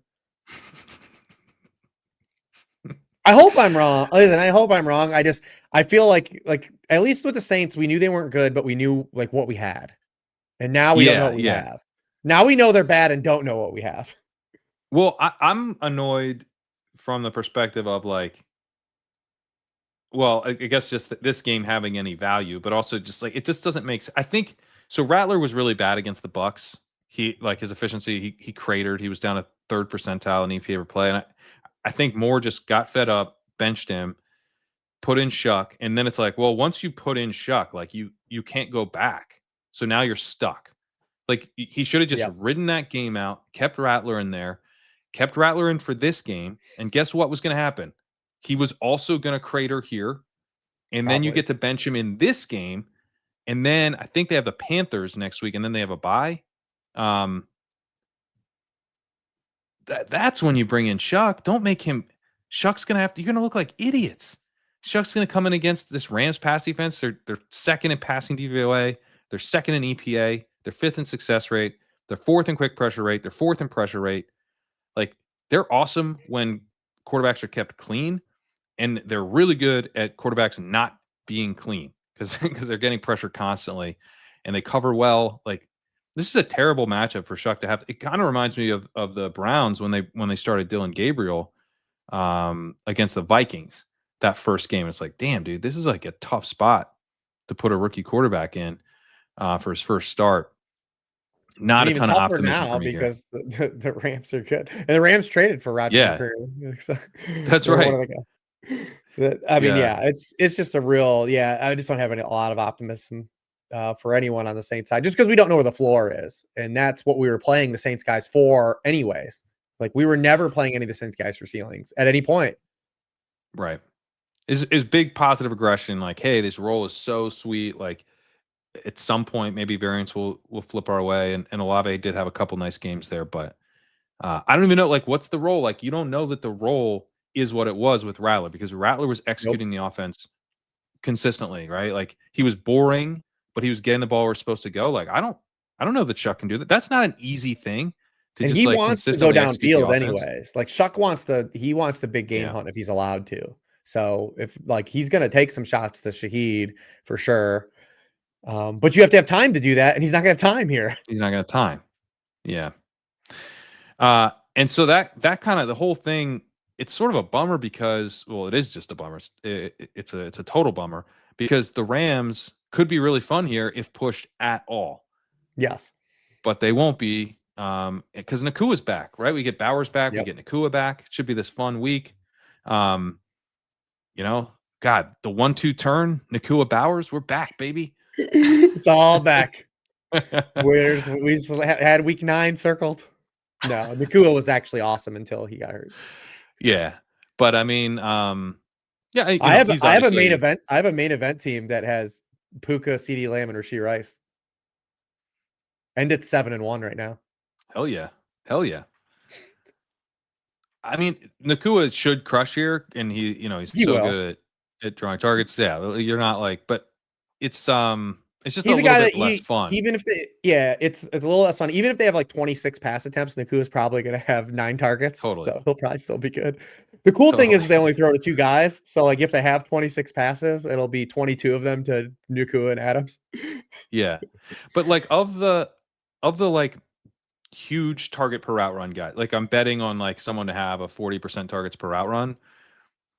I think Nakua and God, I mean, putting this on the internet is stupid, but I think Nakua is my least favorite Yeah, I of would agree with you though, Amon and Ra, Rashi Rice, and him.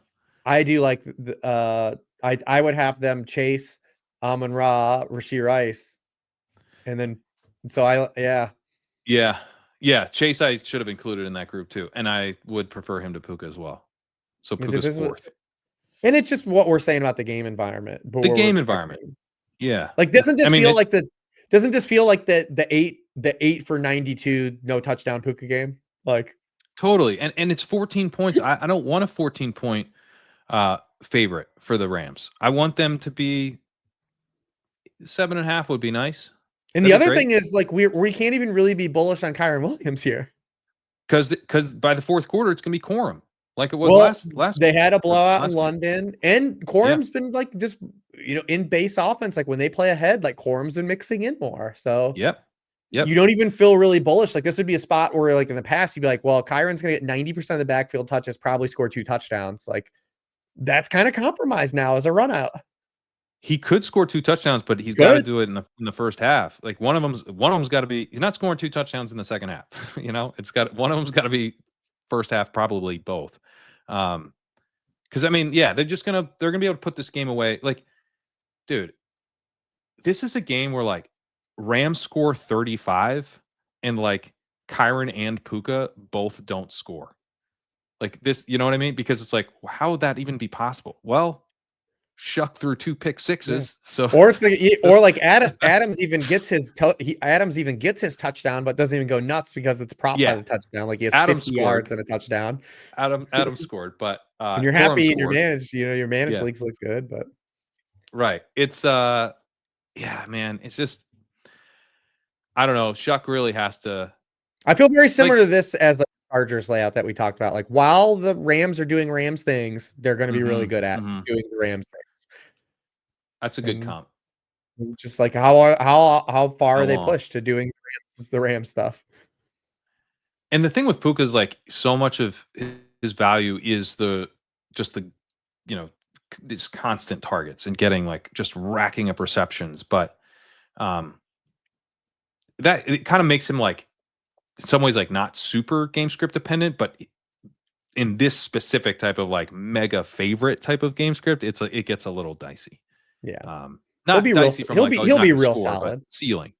Yeah. Yeah, specifically his ceiling. which is why. And when we talk about preferring these guys, it's because of the ceiling. Yeah, These we're other just dudes have huge ceilings. splitting hairs of really great players. That's the Jonathan Right. Taylor argument we had at his cost, Puka's at his cost versus the other three guys that two that we've talked about, one we will talk about, just at the top there. Even compared to Taylor, like if someone just body bags us for being like, oh, I don't know, like the game environment's not ideal. Like Taylor's way more likely to just totally wreck us for Yes, that kind of take. correct. So yeah, I mean Puka's happy to have him back. Get him in all the starting lineups you can. Um, maybe do a little late slate. If you want to play Puka. Yeah, you Keep could doing that. you could it's I'll be honest, man, there might be some teams that have to pivot the Puka if they're not doing good. Oh yeah, there you go. Yeah, Like if pivot into you've Puka. got, if you've got Rashee Rice or something, like you're gonna have to find a way like to do something. That's the other thing we talk about with Brian Thomas. You might not have to play Brian Thomas as your core, as he might be a guy you have to look to for upside in the late Hmm. slate. Like you Yeah, might be like if you have a Rashee Rice team and you're sitting on Rashee Rice with everyone else and you're chasing points, like you're gonna have to be going to Brian Thomas God, Lawrence to Brian Thomas throwing Puka. or Xavier Worthy or something. You're gonna be like I'm just saying if you're chasing points with Rashee Yeah, Rice, yeah, like yeah. have to be doing something else. You can start with that Mahomes Rice stack, but you might not finish with it. Yeah, you're gonna have to be doing something else with it if you're because everyone else that has points is gonna have them too. 100%. And it's so much easier to fit now. Let's move to that game. Wrap things up with the game of the week, Chiefs at Bills. This game is I I'm really excited about this game. I mean, the Bills are a very frustrating team to me from a fantasy point of view. They're obviously a very good team. Part of the reason they're Mhm. frustrating to me is that the things that frustrate me actually work. They can smash teams with the run heavy attack. Like it's like, hey, why are you doing this? It's like, cause we're winning. It's because it's a good idea. It works. But like, stop it because it's more fun when Josh Allen goes nuts. And unfortunately, if they aren't pushed, Josh Allen doesn't get to have the drop back volume that we'd like. But man, I think they are going to get pushed here. And it's this cool thing where like if the Bills play their second choice offense, they're way better. So there's just so much ceiling in this game where the Bills get pushed kind of off of their primary mode, and then they're great. And you know what? Even if they are kind of run heavy here, James Cook's been so good. Like I think he can. I think he can put up points on the Chiefs' run defense, which is solid, but Cook's literally been the most explosive running back in the league, and he ranks running back 2 in success rate. And he was Funnily good enough, to Kareem Hunt. the last time these teams played in the AFC Championship game, the Chiefs' run defense was better than it is now, and Cook was not as efficient as a runner as he is now, and he had 2 touchdowns, and I mean he Yeah, was awesome in that game, for sure. I mean I just wish they would throw him the football, man. for sure. Throw this guy the ball one time, man? Like, that's the killer. 7% target share this year. That's the nit to pick. He doesn't even have a catch the last 3 games. He's 1 target. Yeah, it's crazy. I would say that probably snaps here because they're gonna need him, but Yeah, yeah. Like, he's too good of a player, especially as a pass catcher or an open space to, like, he can't have 1 target over a 3-game span. Like, that's malpractice. That's offensive malpractice. I also don't think that really tells us anything about like him or what like might happen in the future that much. Like obviously he's not going to get like 9 targets or something, but he's he's a good receiver. We know that. And But the fact that he hasn't why isn't he getting used like CMC with the state of the Bills pass catchers? because Joe Brady wants to play like power football, I think. But you could do both. Like that. Why aren't we designing stuff for him as a pass catcher? I don't know. It feels like I such mean, an easy outlet for this offense that all of their passing plays are like pulling teeth, or Khalil Shakir has to like house like some 50-yard run, like some 50-yard after the catch. Like it drives me crazy, man. Like this passing game is very frustrating to me. speaking of rants, Khalil Shakir, well, the rant of all rants was not by me on Keon Coleman, but but to Khalil Shakir, I had a rant about him where it's like this dude has limited route participation. which is pretty frustrating given how He good he's doesn't been. He's play. at He just doesn't play in 1 to 2 wide receiver sets. nope. Only at 64% routes against the Panthers, which, that's going to be with that. He's kind of like their Josh Downs, where like if they're just crushing people, like he's going to have really limited route participation. This should be a week where we see more of him, but he only has a 9% first read target rate this year. And even with him at 9% and Coleman at 15%, they have the same targets per out run because Shakir actually earns targets. And they use him in the screen game too. But I was like, guys, like, why can't we get this dude? He's clearly really good. Yeah, it drives He makes plays for you constantly. his touchdowns this season are from 15, 43, and 54 yards out. Do you know what his depth of target was on those throws? 5.5. -5 yards behind the line of scrimmage, -2 yards behind the line of scrimmage, and 4 yards downfield. I love that I was way too hot. He has Way too 12 hot. career touchdowns now, and only one of them did he catch the ball in the end zone. Come on. I don't really. I mean, He'd be like doing like the old school Renfro shit in the red zone, like where he's just like cooking dudes on yeah. choice routes, like just like cooking guys. So here's the other frustrating thing about this passing offense. Jackson Hawes last week, 28% route participation. Dawson Knox, 32%. Dalton Kincaid is like playing less than half the Yeah, routes. he He's at still hurt. 48%. Well, he had a 25% targets per hour and 1.92 yards per hour run. Like he was good. He's number one still in yards per out run at tight end. He just He's number doesn't one in play. open score too. Like he's been awesome. All the things we've said about Dalton Kincaid are like wrong now. He's actually good, and the Bills don't care. They won't play. In the He's games actually playing really well. in the games he's played, he's only run a route on 58% of the dropbacks. It sucks. And this is like, I mean, I don't really want to play Kincaid here. No, I don't either. Because I'm Well, I I'm know not I'm getting scared. I'm I'm like, not man, scared of these guys. Like who here? Like, even if Shakir is a touchdown or Kincaid is a touchdown, like, do you believe they're going to have a tournament score like that you had to have? no, because they're not super cheap. Shakir's at 5,300. Kincaid's at 4,000. I could see you needing Kincaid. If You could he need runs hot, Kincaid at 4,000. Yeah. I like Scores a just couple playing Allen. touchdowns, has like 90 something yards. I'm Maybe cool gets with the just Allen bonus. by himself, just Josh Allen. Allen by himself would be cool. But if Because in you're these Allen by games, himself, but these games, dude, like these are the Josh Allen games. Like when these big spots, like it's like this is where he does the Superman Josh Allen stuff. And in this but don't you particular want like matchup, somebody? I don't Because think I don't think you need it in this game because he averages 27 fantasy points per game in these matchups against the Chiefs. He averages 10.4 runs per game. He has double-digit rushing attempts in 7 straight games against the Chiefs. wow, So he can get there just by like because he could throw a touchdown to Shakir still, but you don't need Shakir. you don't He need can throw a Shakir, yeah. touchdown to Kincaid still, and you might not need Kincaid. He could throw a touchdown to a whack-a-mole guy, but you don't need that guy. But he also has 2 I was rushing wondering if you were going to touchdowns. say Coleman, and you just It skipped was him. not. It was not. I was gonna say Tyrell Shevers or something like before I get to Yeah, him. Like, yeah. but Jackson Hawes, maybe. but he has the 2 rushing touchdowns and he has the 70 rushing yards, right? Like these are the Yeah, Josh Allen like I take over as a running game. And what's interesting about the him as a runner in these that's a games good is point. like Spags and the 9 matchups. Like I went through and saw if like he like altered his approach in him. Like he's really just done the same thing in all of them. Like he hasn't really altered. Like McDermott, you could see like clear when he's played more man and zone versus Mahomes based on like who the Chiefs have had available in these matchups. But Spags is just like, nope, I'm gonna blitz the hell out of Josh Allen and play a ton of man coverage. Like this is what I'm gonna do.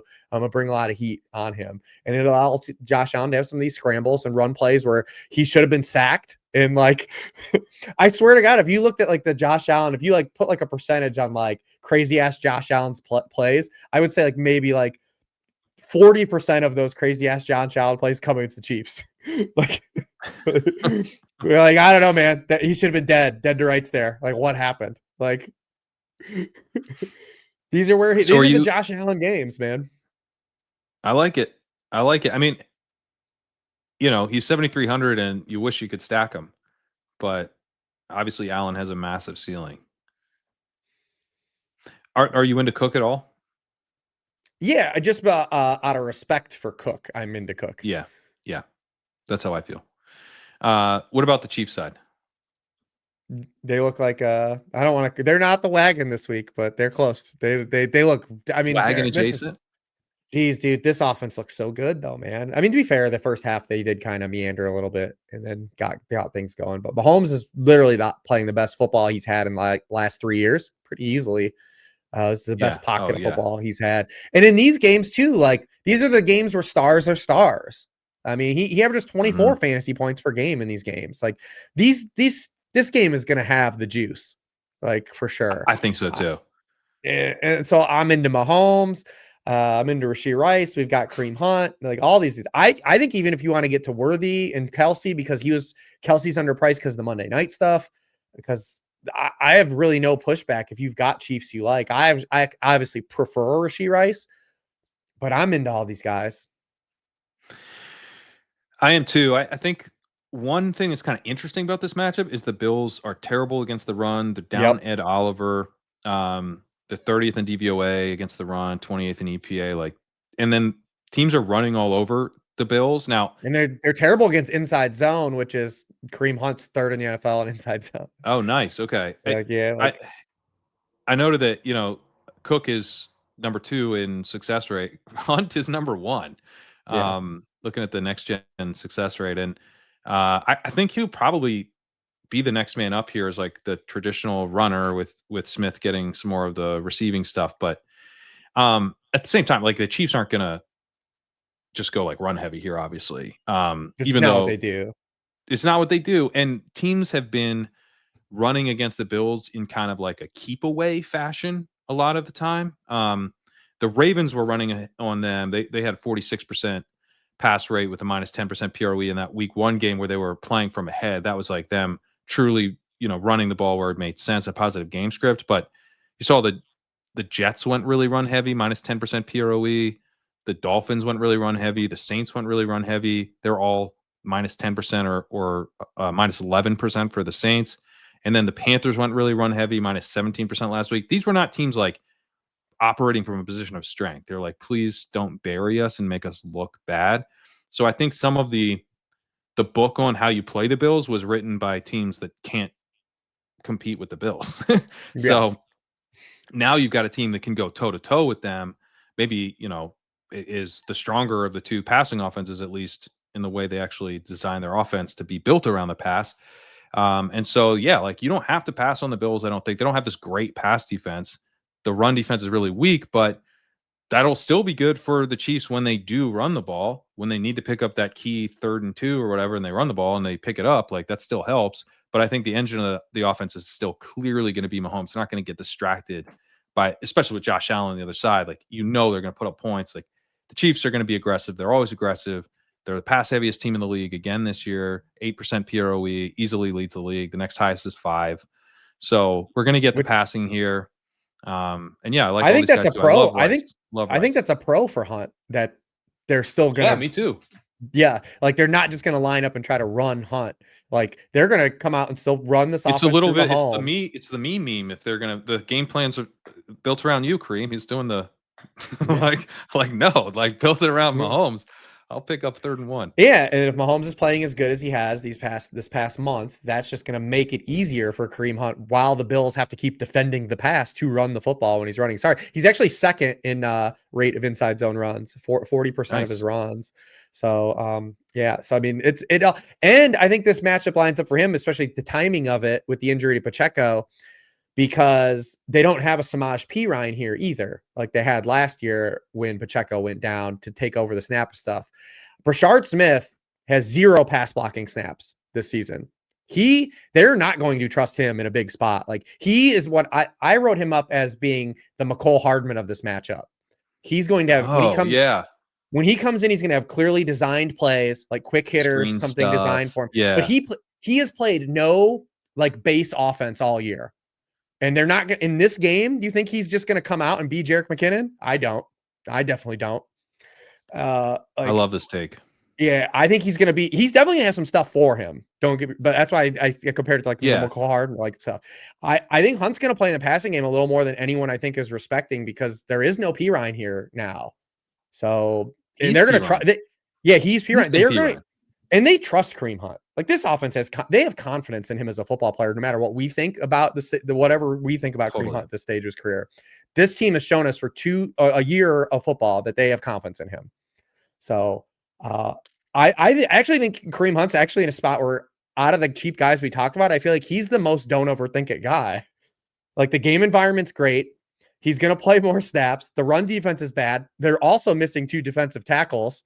Like why wouldn't Yeah, we want this guy? And they couldn't up his price because they played on Monday because night. Like Jones is out too. They're why they're literally wouldn't missing both their defensive tackles. why wouldn't we want this guy? Yeah, and you know what? Like, it doesn't seem he wasn't actually projecting to be chalky to begin with, and with Henderson opening up and Monangai opening up, like, Well, because the people are going to say when they click Kareem Hunt, they'll be like, "Oh, this dude has to have 2 touchdowns for me to win." Like this is just like, and I don't I don't necessarily think even he think that's does. I not at don't think his it's true. salary. At his salary, because he's probably actually going to have a couple receptions this game. Like Yeah, it's not like he probably will have a few catches. I agree. Yeah, man, he's I'm definitely not playing Monangai this week because I'm just gonna play Kareem Hunt. Anytime I'm thinking about Monangai, I'm just playing Kareem Hunt. That's what I'm gonna do. If I'm gonna play a guy who runs like a total dust ball, just give me the actual dust ball on the Chiefs. I don't want to mess. I don't want to mess with the rookie who's already running like he's 30 years old. Um, I love the call. I do think Worthy is interesting. Rice, I think, like I if this game was a few weeks from now, I could see Rice the projection being like nutty. Yeah, But we don't have, he'd also be you like know, 9K. well, that's true. We're Yeah, headed there, man. We we're got to headed keep there. playing him. We got to keep playing him until he gets there. I'm I mean he's averaging 24.4 PPR points over these 2 games he's played. Um he's running hot, to do that. And look at the expected points. They're like 18.6. So he is running hot, but he He has only had 48% 43%. route participation in this Oh, the first first game, game. yeah. In the Yeah. first He's game. 40 since he's come back, he has 43% of the red zone targets. Like he's a clear plan of scoring touchdowns. He could have Yeah. 3 touchdowns on Monday night. I mean, like, he's basically, so he's got 18.6 expected points per game, but he's played like 1.5 games when you think Yes. about the route participation. And he's working back. It's his first game back. So like, you know, I, I think I think he's underprojected. I think we would be like it's like crazy. Like I was like, man, you could like, why isn't this guy projecting like Puka right now in this game environment? I don't know. Yeah. I'm just gonna I I'm mean, gonna have a lot of Rasheed Rice here. I'm I'm gonna have a handling lot him of like Rasheed Rice. early season Puka, like until he gets to a price point where like Yeah. I'm priced to like and it's a game environment where like we said it's a pushed, they're going to get pushed, they want to score, it's a huge game. And the Bills also 31st in points allowed to wide receiver ones this year. They are giving up just monster games. Zay Flower, 7 for 143 and 1. Stephon Diggs, 10 for 146. Drake London, 10 for 158 and 1. Tet McMillan, with whatever Andy Dalton was doing, had 7 for 99. Taron Johnson is also on the injury report now. So like that opens up another, like, because Rashee Rice plays inside. You would want Mm. Taron Johnson to be up for this game. Like it's a huge loss if he's not available for the Bills in this matchup to slow down Rashee Rice. But like when you think of like Diggs and London, those games that they were having, like those are the types of stuff that like Rashee Rice does in the offense. Like Yep. so, Yep. I mean, I wouldn't be like I would not even be shocked if he has double digit receptions in this game. Me neither. Me neither. Yeah, I think his ceiling is massive because Mahomes' ceiling is massive, right? And the game environment ceiling is massive. Like there's not like we talked a lot about like, oh man, there's a lot of offenses this week where it's like if they're pushed at all, like this could be really fun. Well, they're going to be pushed. Yeah. Even if the Bills are like more run heavy than I would like. They're a really good running team. So it's not like they're being dumb. Like maybe it robs the game of like a drive or two because the clock keeps running or whatever, but like they'll still put up points. So Mahomes, I mean, the other thing is just like Mahomes is going to win the MVP, right? Like that's where we're headed. If he keeps playing like this, we're talking about third MVP for Mahomes. He's been awesome over the last couple weeks, and he's got the weapons back. He looks like vintage Mahomes again. It's a long way to go, but that's the we've kind of like rewound the clock a little bit. Like what feels like we're like 3-4 years ago. It's like this is Mahomes, This is a spot where he can absolutely nuke. Whereas, 4 weeks ago we were in our feelings. And We're like, both what of happened these to teams give Mahomes, up man? a ton of rushing yards to the quarterbacks too. They're actually 29th and 30th. Yeah, he's running So again.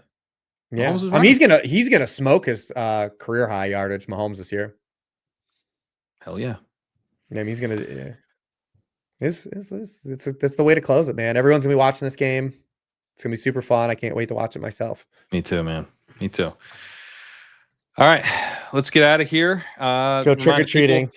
trick or treating. You got a promo code Halloween. Yeah, Halloween is the promo. 50% off anything at the site. You don't have to use it on my stuff if you don't want to. If you don't like me or you felt like you heard enough of me, you use it for something else. Props, other things like so.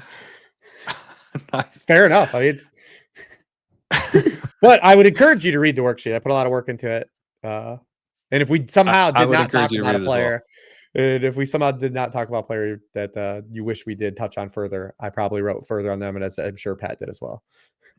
You can check out the walkthrough where I've also covered probably whoever you're wanting to read about over at legendaryupside.com. Just $10 a month over there. Check it out. A couple of games, I think 3 games above the paywall. If you want to sign up for the free newsletter, you always get those as well. All right, let's get out of here and get our trick or treating done. Happy Halloween to everybody. We'll be back next week to cover week 10. Good luck in week 9.